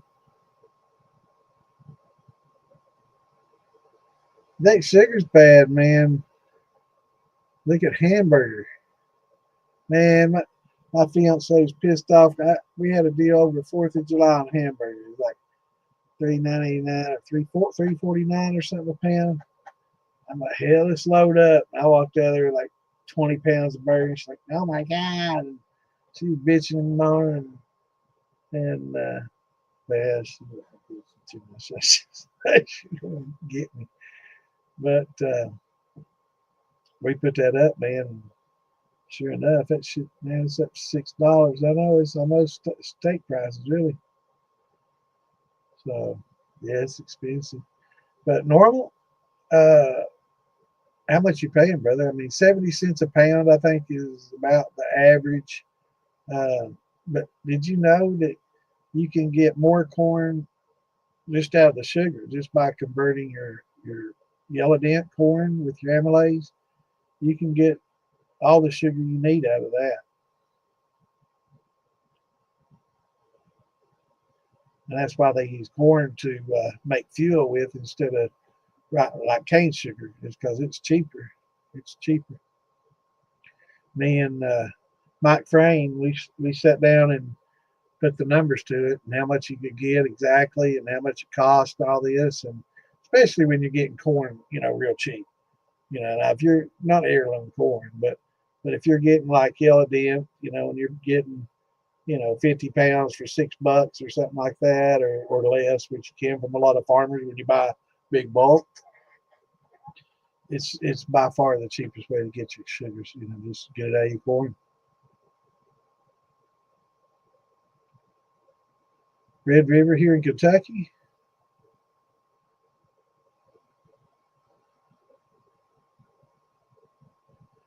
Yeah, no doubt, brother. I mean, it's crazy.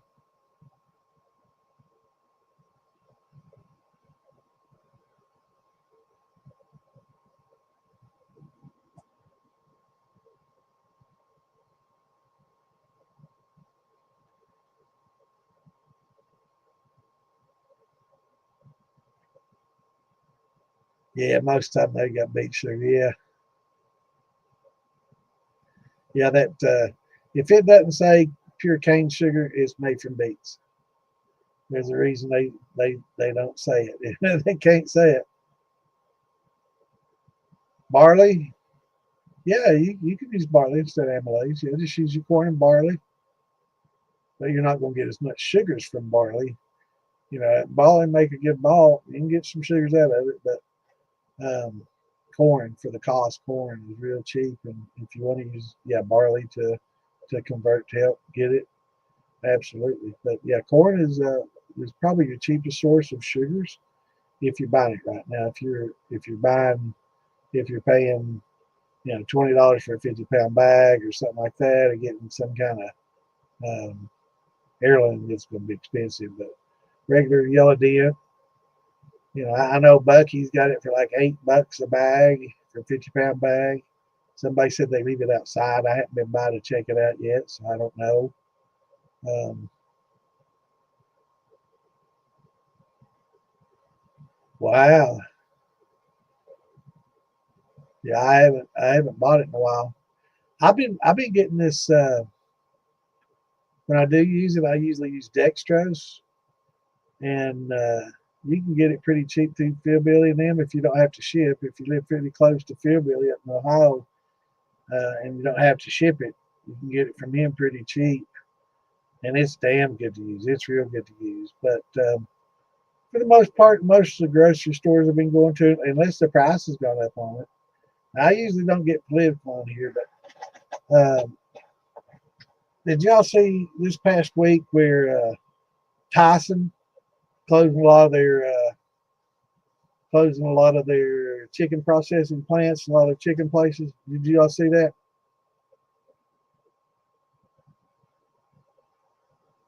And another reason, and the reason a lot of beef's going up is China has a big influence on this, and I think they're trying to, impact Trump in the cost because he's been bragging about how food costs and eggs and everything, groceries are getting cheaper, and I think they found another way to influence elections other than sending over illegal IDs and all that shit. Now, I hate getting political on here, but this shit pissed me off. And the reason they're doing it, they're manipulating. I think every damn state that has one of those Tyson plants there should take over that plant, eminent domain, sell it to somebody local that wants to run it, re-employ them people, and get chicken back into, because cutting the production cuts the supply and increases the cost. And that's exactly what they're trying to do. They're trying to mess with our economy and mess with everything. We should never let them motherfuckers buy anything here. We should never let them have a hand in our food, our drug, any of that. Now that ain't political. That don't matter what fucking party you're in. We shouldn't be allowed that. You're a Democrat or Republican, either one should be mad about that. But that's really not political. That's geopolitical. That's world politics. But it ain't. Both Democrats and Republicans should be pissed off about that. Yeah. Dextrose is it's a monosaccharide. That's why it's just pure glucose. It's a monosaccharide of glucose. Sucrose is like table sugar, is glucose and fructose bonded together with the glycosidic bond. And that's why it takes a little bit longer to ferment, because that fructose is a little bit slower to ferment, and it's a disaccharide instead of a monosaccharide. But yeah, dextrose is a corn, is derived from corn, and it's just a pure glucose, single molecule glucose. And yeast fucking love that shit. They'll eat it up in a night. Awesome. So what's it showing, Normal?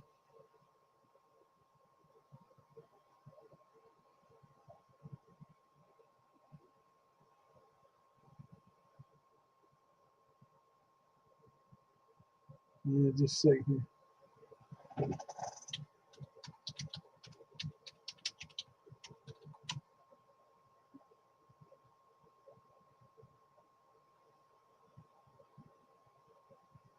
All right, I'm looking for you. What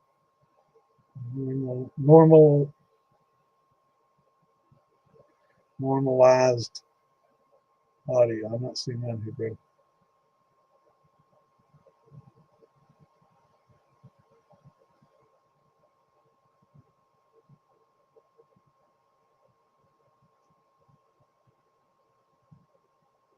Okay, I'm looking for you, brother. On YouTube, normalized. I'm not seeing you. If you want to share a link, you can. Yes, sir, Clint, you can. It's called inverting sugar. It's inverted sugar is exactly how you do it, and the citric acid is just is a catalyst. But yeah, you break that bond and make inverted sugar. And it's very sweet. A lot of pastry chefs and a lot of other places use that. And you can use it for distilling too. It's really good. It's sweet. Yeast love it. But you just don't want to go too far. You don't want it to get yellow. You don't want to start caramelizing it.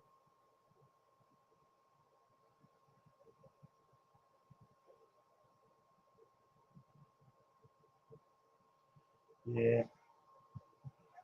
It's good. Delicious. I can't either, Clint. I can't either, brother.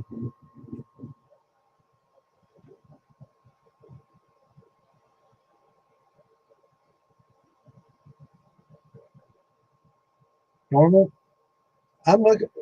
Is that your name on YouTube? Normalized Audio. I'm not finding you on here, brother. I'm trying to find your channel. I was going to play your video on here, but your sugar video. If you can, if you want to post a link in here, you can. I usually tell people not to, but I'll make an exception for you.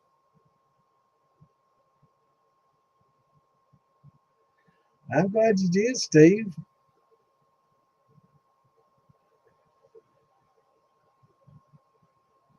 That's what we're here for, brother.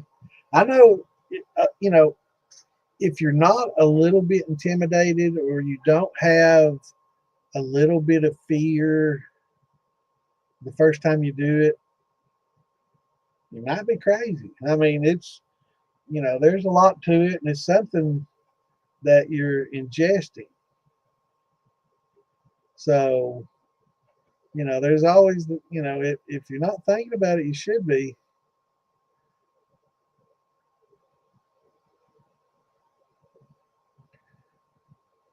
Is it not letting you post a link? It might not let you. If so, send it to me. Somebody sent it to me on Facebook. Normalize. I was going to show you sugar video.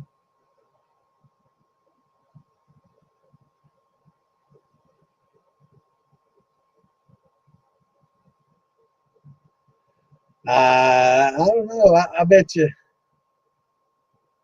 the sweet and sour of Florida sugar. I will look that up. Let me look that up. The sweet and sour of Florida sugar. Let me Google that. Or let me look that up on YouTube.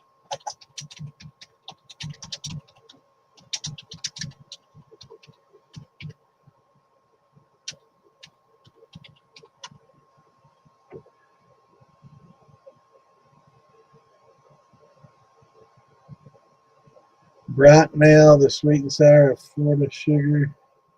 Here we go.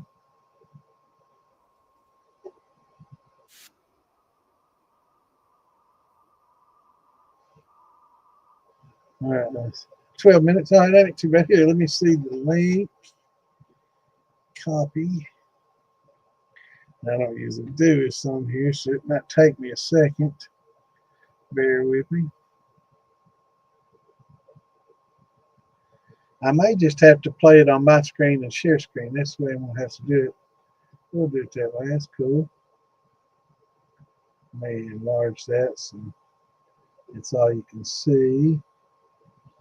And then, all right, let me turn it this way. Bang.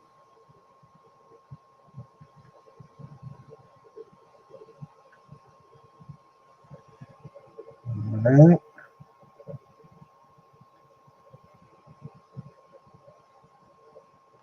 Well, I knew he was going to do it. God bless America. All right, let's see. Sugar, one of the world's oldest There we go. commodities.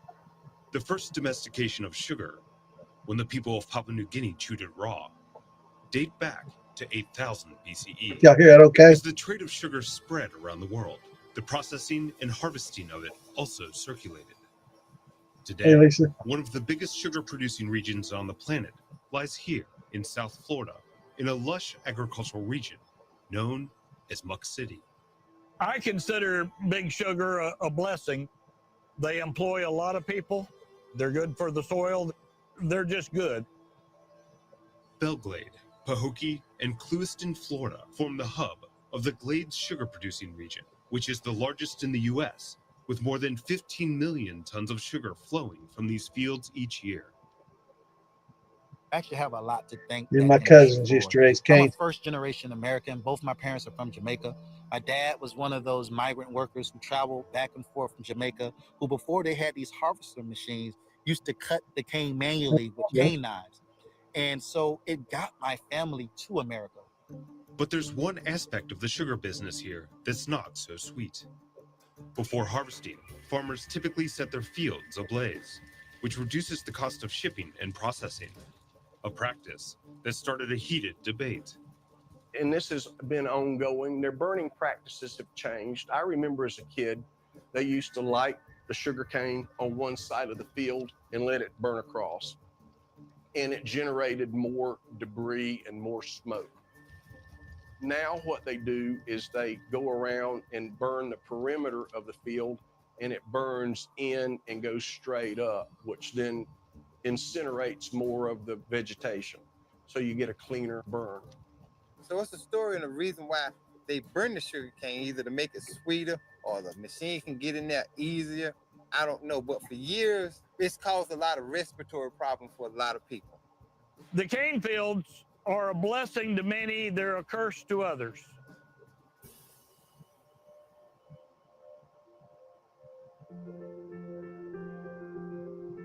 In South Florida, the agricultural business, especially the sugar business, is extremely vital to the economy.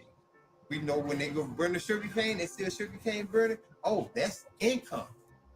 It's a good thing because it basically contributes to the economy. I'd rather burn sugar than use fucking glyphosates on my damn wheat. The Glades region of Palm Beach County is where 75% of sugar in Florida is grown. In every harvest season, nearly 500,000 acres of sugarcane are burnt, a pre-harvest ritual that has been practiced for decades and even generations. A controlled fire line is ignited across the sugarcane field. 25% of the plant stock is burned, including the tops, straw, and the green and dry leaves, all of which are referred to as trash. The fire just burns away the leaves, and it leaves the stem and the stalk, which they harvest mechanically, cut it up in little pieces, take it to the mill. They put it through rollers, which squeezes the juice, and basically they just get thousands of gallons of cane juice, heat it, and the water evaporates and the sugar crystallizes, and you kind of go from there. The burn season typically begins late October, early November. And it's 460,000 plus acres of sugarcane. So it takes them a while to burn and harvest all those cane fields. This is indicative to the Glades area. When you ride through the Glades on the highway or just the street, back in the horizon, bushes and trees way back in the back, and you're going to see a cane patch burning somewhere. There are benefits to burning. The burn kills microorganisms and eliminates the trash, both of which contribute to the richness of the dark soil, known as the muck. This black ash is largely potash, and it's a very important part of fruits and vegetables. It is the source of fertilizer, but it goes into the atmosphere, and wherever the wind is blowing, eventually it falls. One of the things about the harvest season here in the sugarcane country is they burn every day, Monday through Sunday, so there's no days off. So black snow during burn season here in the muck is as snow is in Antarctica. It's crazy because they're like these nice sized particle pieces that are just slowly falling down on your persons, on your property. It's not like it's a long period of time, but when it does happen, it's very prevalent. It could be as long as an inch or two long, and it gets on your clothes. Like When coal the black ash here. smoke rises from the burning sugarcane, it releases a myriad of hazardous compounds, including formaldehyde, And that goes carbon monoxide, offshore. and You know, ammonia, it then goes. which can result in respiratory distress, causing concerns from the communities to grow and raising a debate to adjust or change these ongoing burning practices. We get this black ash that falls down in pieces, and since we don't get regular snow, that's what we call Pahokee snow. You can see it on either side of the road. You can feel it because elements of the suit will actually permeate to your car. You kind of feel in your clothes a little bit. It has a major effect on anybody who comes in contact with the muck. They've been dropping that ash on me personally for 53 years. I don't think it's healthy, to be honest with you. I can breathe in ash for 53 years and something not be wrong with you. Come on, man. If it get in my shirt right now, I can't get it out. So what if it getting in my lungs? You know what I'm saying? For 50 years. You talking 50 years. They burn it. Ever since I was a little boy, they've been burning it. They put your COVID mask on. Steve Messam is a local activist. It's only for a trying few to convince days the sugar out of the year. companies to transition from burning the sugar cane into green harvesting. I'm actually a part of a campaign green harvesting. Called Stop the Burn, Go Green. It's a very educational campaign about this green harvest approach that can help from an economic standpoint. People are having all of these health issues, and something has to give. In Messham's eyes, the glades bear the brunt of the cane burning, while the wealthier communities on the other end of Palm Beach County are spared the smoke and black snow. Whenever the wind is blowing east to our more affluential neighbors, they actually give them a courtesy and they don't burn. But when it's blowing west towards us here in the muck, they burn away. What about us? We literally have homes, high schools that are in cane fields, and they burn away. And our kids have to deal with it. Our residents has to deal with it. That's just something that I think is just ridiculous. The burn permits are based on the direction of the wind and how strong and that kind of thing.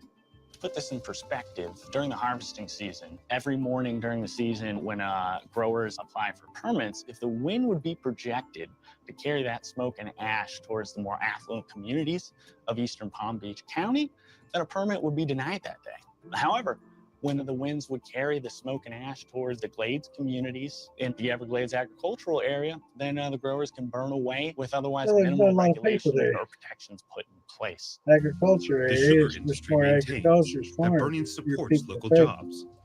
Messam and his fellow advocates point to no burn green harvesting. Green harvesting, which, in addition to keeping people employed in the fields, can turn the previously burned off leaves into biomass, I've been told, making paper cups and plates. There are some things moving in the right direction. We just gotta continue to educate, continue to advocate. We're not trying to take away jobs. No, we're actually talking about a win-win situation. Why not just go completely green harvest, use the leaves for mulch, use it for biofuel and biochar and other things to create more industry, which will be an added benefit to your bottom line. And it also will help this community with our unemployment rate, now giving them more consistent long-term jobs. Biofuel still getting burned. But across generations in the Glades, there are many who see the Stop the Burn campaign as a threat to local livelihoods. The sugar industry has been deliberately maligned by certain groups that have their own political agenda with the sugar industry. We just happen to be caught like in the that middle. screw worm they've been talking about, Steve. Read about that screw worm they talking about coming up from Mexico that they're worried about. Let's not underestimate the importance of agriculture in Palm Beach County. You need this, because without agriculture, we don't have a lot of the amenities that you see here on the coast without the agriculture and the mud. That's right.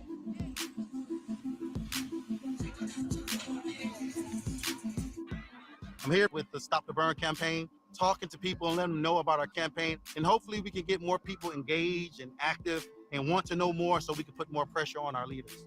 We don't want no smoke. We don't want no sugarcane smoke. Do you guys have any kids who got like asthma? I have. Yep. Does it flare up when they start burning and stuff? Yep. That's it. And I have asthma myself. You got asthma. I have asthma. We're not trying to shut them down. We just want them to be good neighbors.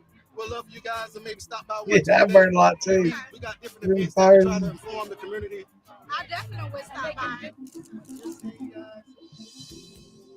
Having people complain about that smoke weed. The Stop the Burn campaign has continued to share their message with local leaders, hoping to inspire change and to advocate the alternative benefits of green harvesting. Think of it having a neighbor next to you who comes over to your property line and dumps over trash in your yard and then expects for you to pay for it out of your own dime.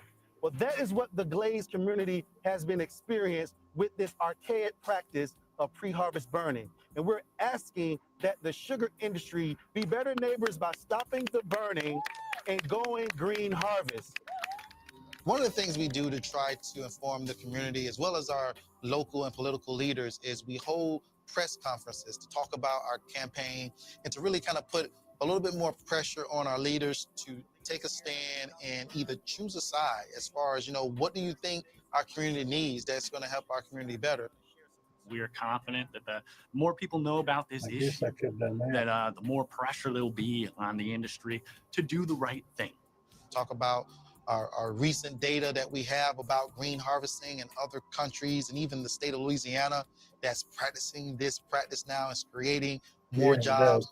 And why not us? Now, why not we can't pressure the sugar industry to become better neighbors for us? Many countries like Brazil and Australia, who used to burn, now green harvest and find it more profitable.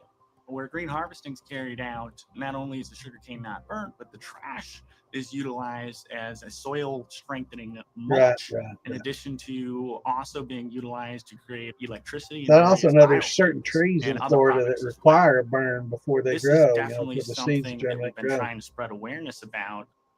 People need to come to the table and talk about how we need to do this, because we got causes on both sides. Well, I don't want to get sick from all the smoke and say, well, it's cheaper and easier for us to burn.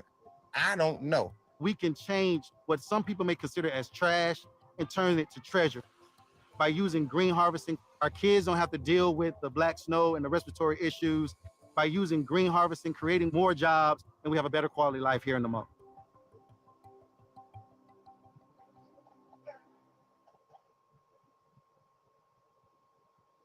Good show, man. I'm glad you turned me on to that, brother.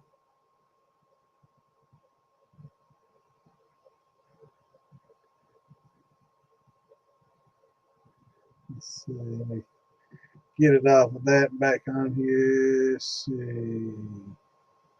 There we go. Yeah, that's a good little informative. I like it, man. What's going on, Sawyer? Yeah, that's pretty good informative thing there, man. I'm glad you shared that with us. I'm going to try to find your page now that I got you on here. Let's see.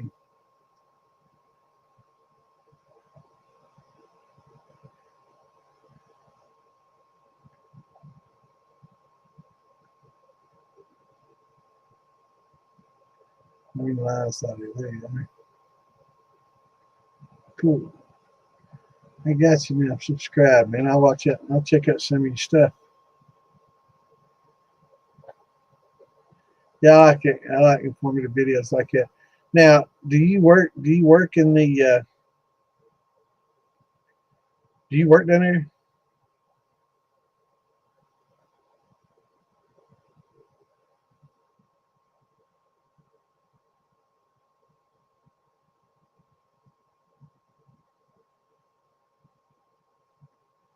Oh, that machine that's using it deal. Now, I will say we were talking about the glyphosate. They use that with wheat. They don't use it to kill the weeds. I know it's called Roundup, and it's used to kill weeds, and it does kill weeds. But the reason they use it with wheat is so they can harvest all the wheat at one time, right? So they use it to spray all over the whole wheat field, and you got wheat in different stages of growth, but it kills it all off and makes it, turn brown all at the same time, so they can harvest it all at once. And yeah, I don't care about copyrights. They wouldn't put it on there if they didn't want people to share it and get the word out. I wonder about, yeah, I mean, I don't make money, so it's not publicly broadcast for profit or anything like that, because I don't make any money on my streaming and stuff. So it ain't used for profit. When you rebroadcast for profit, they generally have a big problem with it. But if it's for educational purposes, a lot of times they won't say nothing, especially small like me. But do you work in the sugar canes down there? Because I'm interested. I know that I've talked to a lot of people that have talked about green cane, and I know my cousins used to raise cane, and I helped cut and press it. I used to have one of them big cast iron mills that a donkey would, walk around in circles on, and they didn't have a donkey. So it's always one of us push that thing, man, push that bar around in circles. It wasn't easy work either, but I didn't learn a lot about it, and I didn't, inquire a lot back then, as a kid then. But from my understanding is, when you harvest it green like that, its flavor is not as good as when they do the burn and harvest it that way. So it'd be interesting to see, as far as production wise, how much more. I think I picked up in that that it does increase production, and it might, help get the plant ready for it to be removed. So,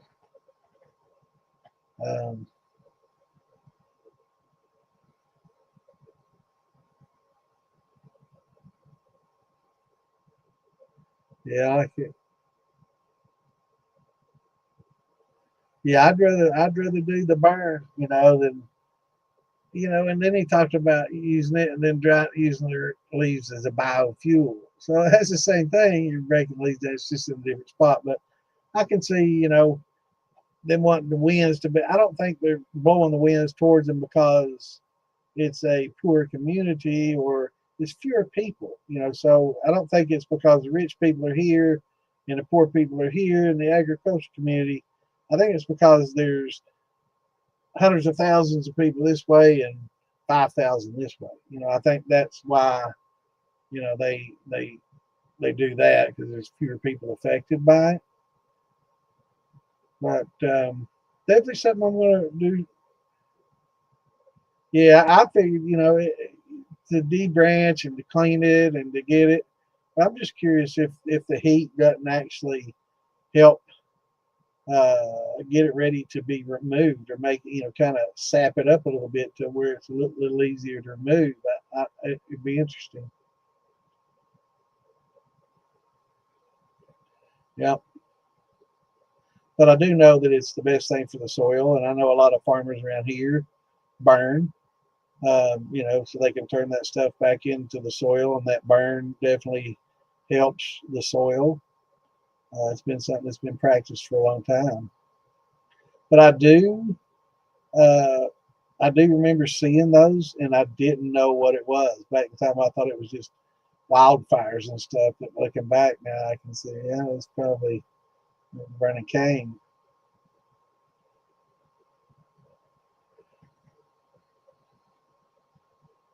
Yeah, that smell is bad. We had a paper plant in, I think it was Ashland, and it was bad too. And of course, they had a lot of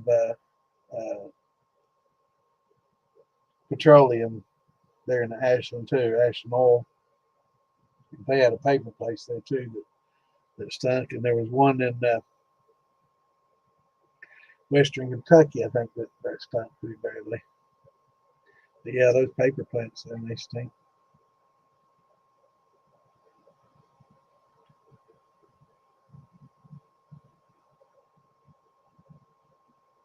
That's one thing I'm looking at, all these floods, taking out all these trees and all this debris and stuff. And, mulch that up, man.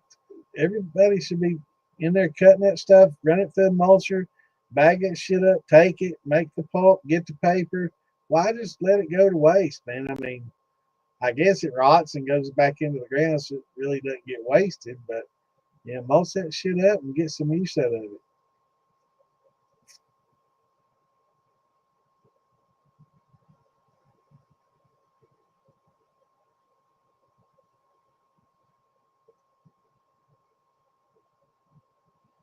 Yeah. Yeah, it's a good little video, brother. I'm glad you shared it with us. Yeah. Maybe we'll do a little bit more videos like that, instructional videos and stuff. You ever, we had a place here that made like peanut butter, a GF plant here in Lexington. And that that didn't smell good either, them cooking that peanut butter. And I don't know if they was burning shells or exactly what the hell they was doing. I don't know, but it didn't smell very good. But there's a GF plant right here in Lexington, and it stinks. There's something else over there close to where I worked. I don't know if it was a coffee. There was a coffee place that made coffee and roasted coffee and stuff. Oh, dark, man. You bad. You bold. Fishy smell telling her to wash up. Oh, hell. You lucky, man. You still got neck. Yeah, I am a little bit tired, man. I've been tired all day. I got up pretty well, went to bed late, got up early. I haven't been feeling very good the last few weeks. I need to get my sleep regulated. A lot of times I've been staying up late and sleeping in. One of the good things about semi-retirement, but I got too much shit to do. I got to start getting up, trying to get stuff done. I have to push myself.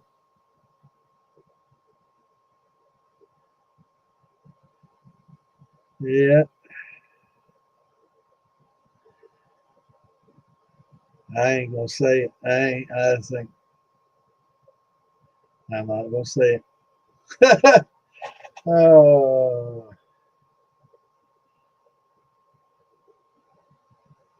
I ain't gonna say it. I ain't gonna make nobody mad. Go downtown and come back with a bunch of women on a string. Horrible, horrible, horrible.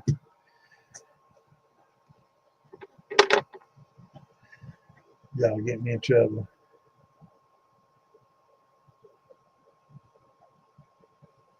Yeah. I wonder what some of the tales they tell them. And you know, that's one thing they talk about, that smoke going west towards the agricultural community.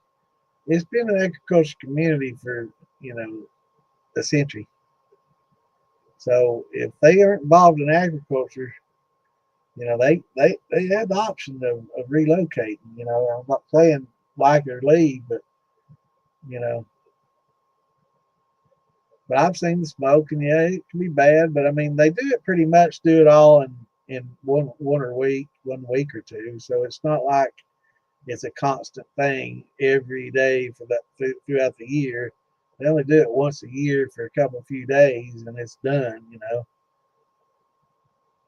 for a week or two, maybe. I don't know how long it takes to get it done.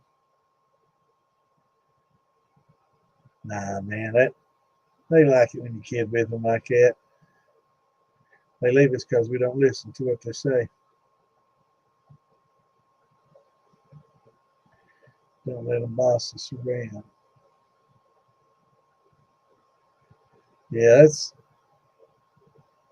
I know Florida gets through those series of wildfires down there every time the lightning strikes, but you know, there's a lot of specific types of trees down there that require it, you know, for the seeds to actually germinate and grow and actually pop out of their pod and grow. You know, that requires a fire. Yeah, that's why we have two holes, in and out.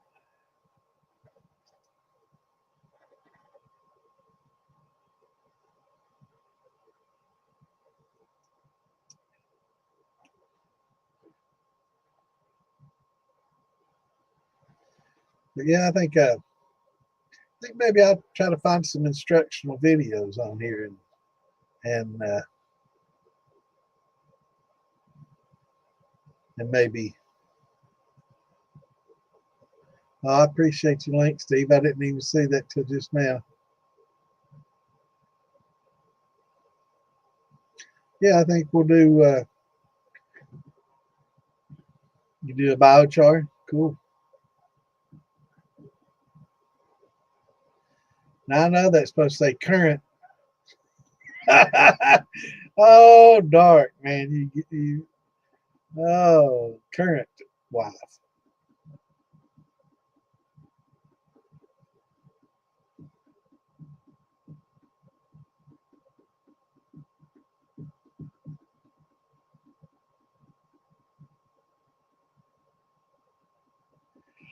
Yeah. Mine's awesome, man. I couldn't be. God sent me an angel and he sent my woman. She said, like I was talking, when I spit that watermelon, I mean, it smells, you know, it's got the butyric acid, you know. And oh God, that kitchen floor and the carpet, it got the carpet. And so like, it's okay, honey. I cleaned it up. Don't worry about it. It's not that bad. Not that bad, man. It was fucking horrible. Most women would have been bitching there and going on, oh, you're going to clean that shit up. I ain't doing it. I'm sick of it. No, not her, man. She's positive and she'll sit there and clean it up and sing. Not another woman like her, man. I tell you, Lord sent me an angel, baby.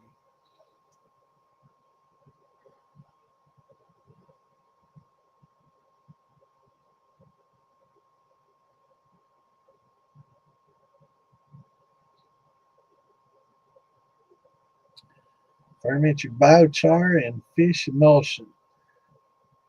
And man, y'all, what are you talking about? Fish emulsion. That's great for health your soil. Yeah, that's I was gonna say that's great for the garden. I didn't know you. Oh, I've seen them. Actually, I've seen them take low grade molasses and ferment that with worm castings and biochar and fish emulsion, a lot of different things for your plant. It's real good. Mm-hmm. Yep. Yep. Worm castings too, if you can get them. I know they're pretty pricey. Best thing to do is if you ever find somebody got an old refrigerator or something getting rid of, and in an area that doesn't mind it, you put them things on their back and start your worm farm. That's some bitch, man. Right. No, not the distill. No.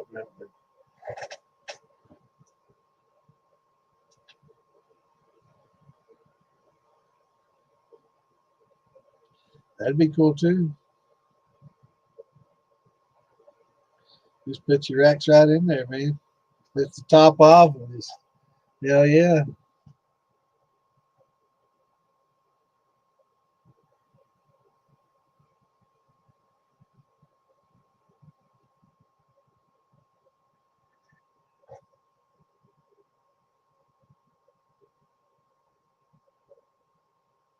For the corn, yeah, it gets distilled.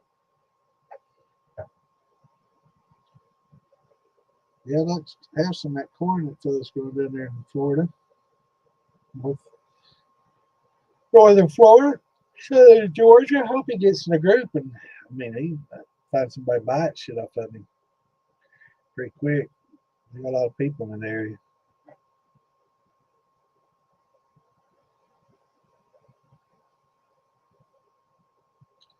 Hell yeah.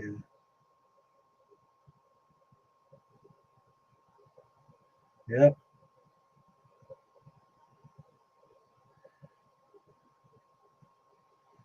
Yeah. I got him on with a cooler full of smallmouth bass too. He's still fishing in there in Dale Hollow.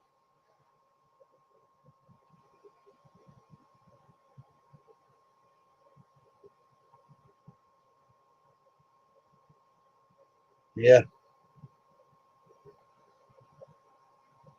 I tell you what, you find some of these auctions, man. They sell some of these stainless steel tables pretty cheap for what they are.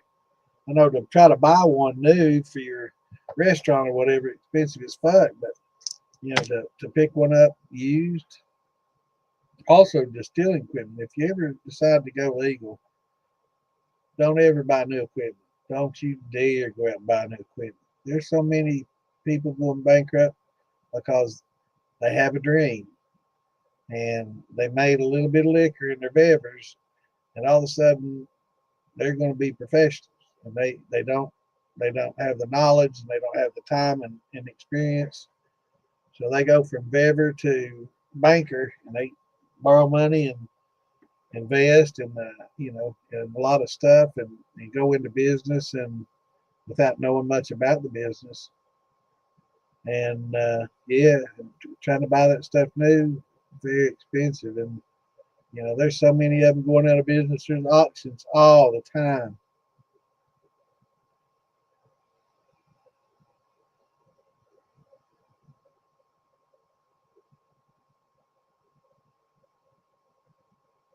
Yeah, she's your bagger. You got to ride more. I push mine. I'm getting old.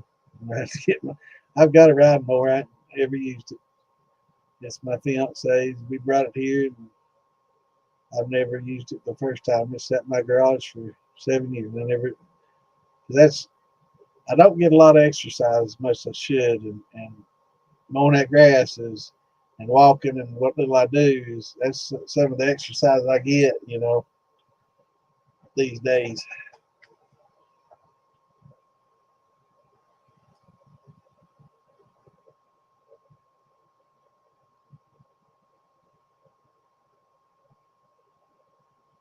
That's good, Larry. Tim, come on over and join us. We'll teach you how to make some liquor. Yeah, Facebook Marketplace has a lot of good deals, and they also list a lot of the auctions in Facebook. A lot of these different auctions everywhere. I just sent some. Jay and Amanda, they're getting ready to open up that Unholy Distillery and Unholy Beginnings Distillery, and I sent them an auction. They were so happy. They're like, "Oh my God!" Because the prices in that thing right now are so cheap. I don't care what they say, brother. What they say about me, man?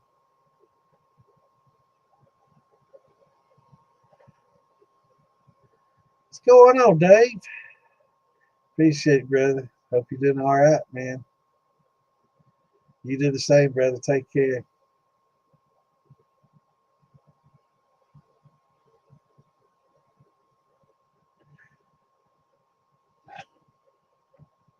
Well, I reckon there's a reason they're doing it in Discord and they ain't coming on this channel doing it. They don't want to poke the bear.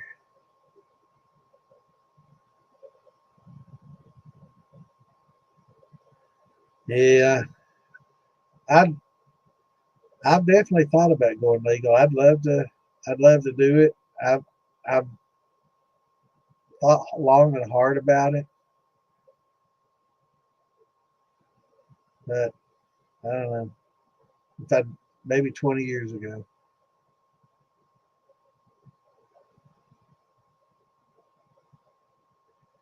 So they send a bunch of people over here trying to kick bot. Like, I'm gonna go to the Discord kick bot and get hacked or some stupid shit. Don't anybody go there. I'm on Discord. And if they want to say something about me, this is an open channel. They come right on in here and kick.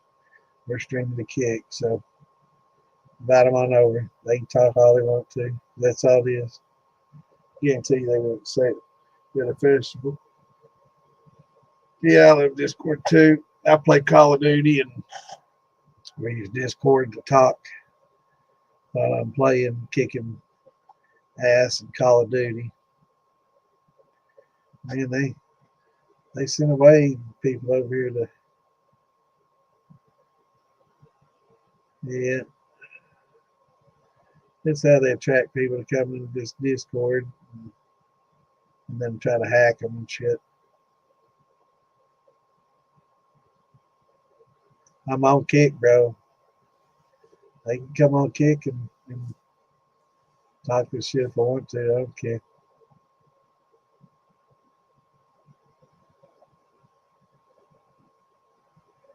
Oh, I've run on wood fires. It takes a while. You got to build up the coals. You don't want to run while it's a fire. You use mostly coals. I guess if you have like they did on the show, like built a brick oven around the damn thing, man, it's something else the way they did that. Wasn't it? We just we use coals and rocks.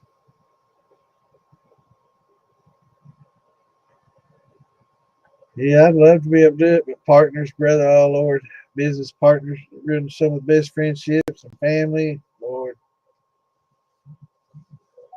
I'd hate to do it. No. Well, it's getting about that time.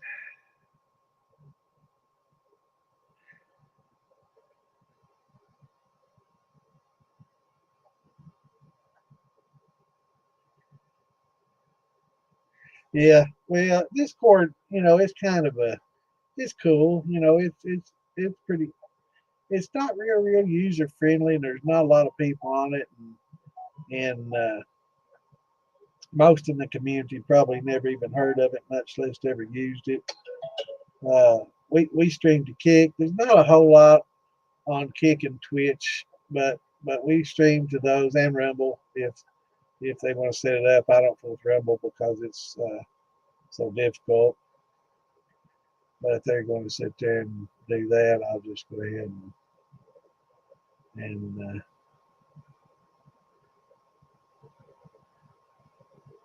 we'll just go ahead and turn Kick off. How about that? Bye bye. So that was an easy one. We're about done with the stream anyway. So we'll just shut her down a little bit early. Get a bunch of trolls on there. I'll jump on there a little bit, give them some shit. In fact, I'll jump on there right now since the folks coming on.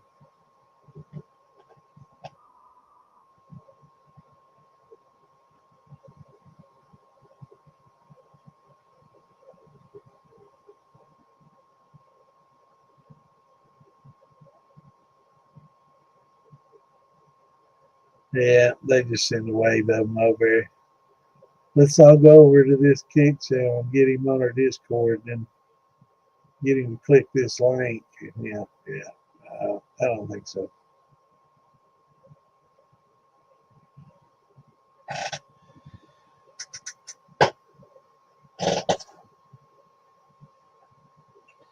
Yeah, I watch. I don't know if you ever watch Ghost on there. It's RS. It's Ghost. He streams Call of Duty, and I get on there a lot.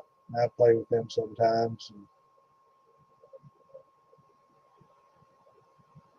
yeah. I'm not real familiar with Discord. I got my server set up, and we use it for game chat, and that's about it. I don't really do much anything else on there. Not Roy, bud. Good seeing you, man. I guess we'll see you in a couple of weeks. But hopefully we'll see you Saturday. But you coming?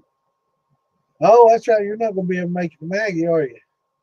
I remember now seeing your post. That sucks.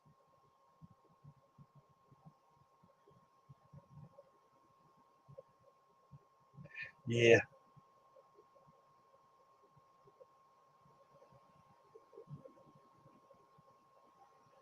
Yeah, Steve, send me one. Mine, I don't use mine at all. I use it to watch other people and get in their Discords and to game chat on. But as far as mine and my server and stuff, absolutely nothing. I think I got like 4 friends on there. One of them's my daughter.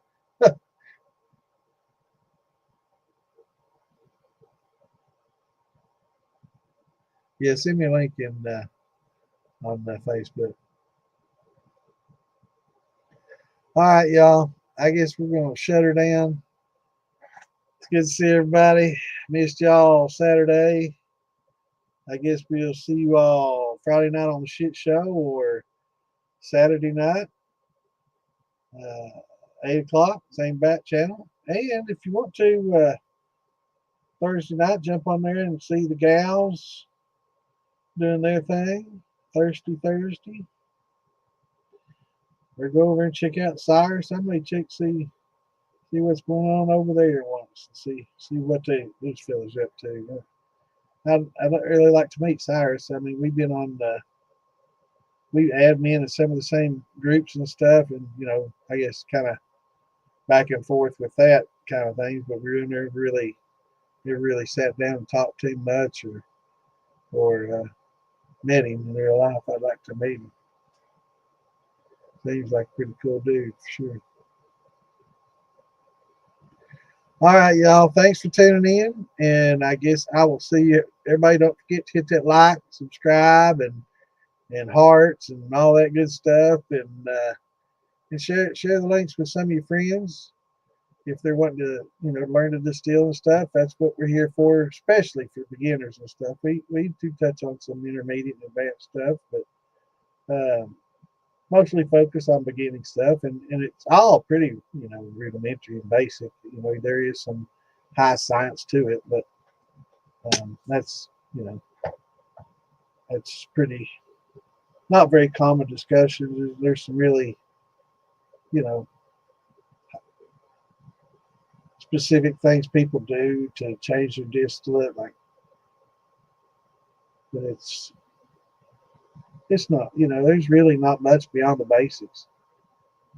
Just learning to do it and learning the science of it and learning why. But beyond that, I mean, it's not that advanced. I mean, for some people, it seems pretty difficult and advanced. But once you have it explained in layman terms, it becomes a lot less scientific and a lot more understandable. And it's the same thing, but it's just using different words. There's certain ways that you can do it to just overwhelm people. They'll be like, oh, talking about exogenous enzymes and all this, that, and the other, and it sounds really impressive and scientific, and talking about Saccharomyces cerevisiae and using a lot of scientific terminologies for the yeast and all these other things, but it's really fundamental and basic, once you put it in easy terms. So that's what we're here for. We're here to help people get started and learn and learn the basics and be safe, because it is intimidating,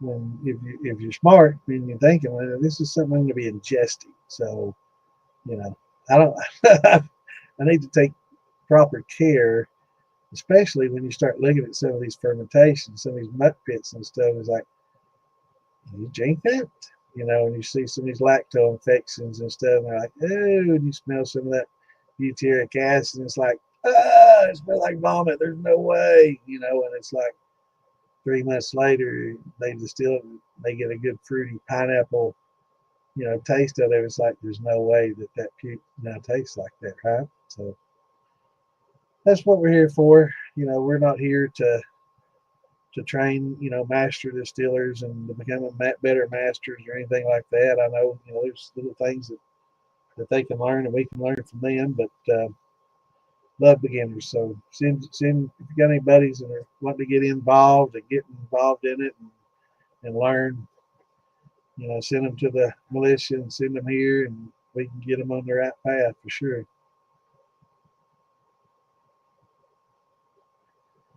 I appreciate y'all. Yeah, we'll see y'all Friday on the shit show, and Saturday night we'll be back. I may try to find some more videos to show. That's kind of cool, fun, sit and talk. But I may do it where I can show a little bit and then pause and talk about it and explain some things and show a little bit more. That was kind of fun doing that. Y'all enjoy watching the videos and stuff? Yeah, I think it'll be kind of fun. Something a little different, mix it up a little bit. So between now and then, I'll try to find something entertaining to learn with. Y'all have a great week. We'll see you this weekend. Shine on.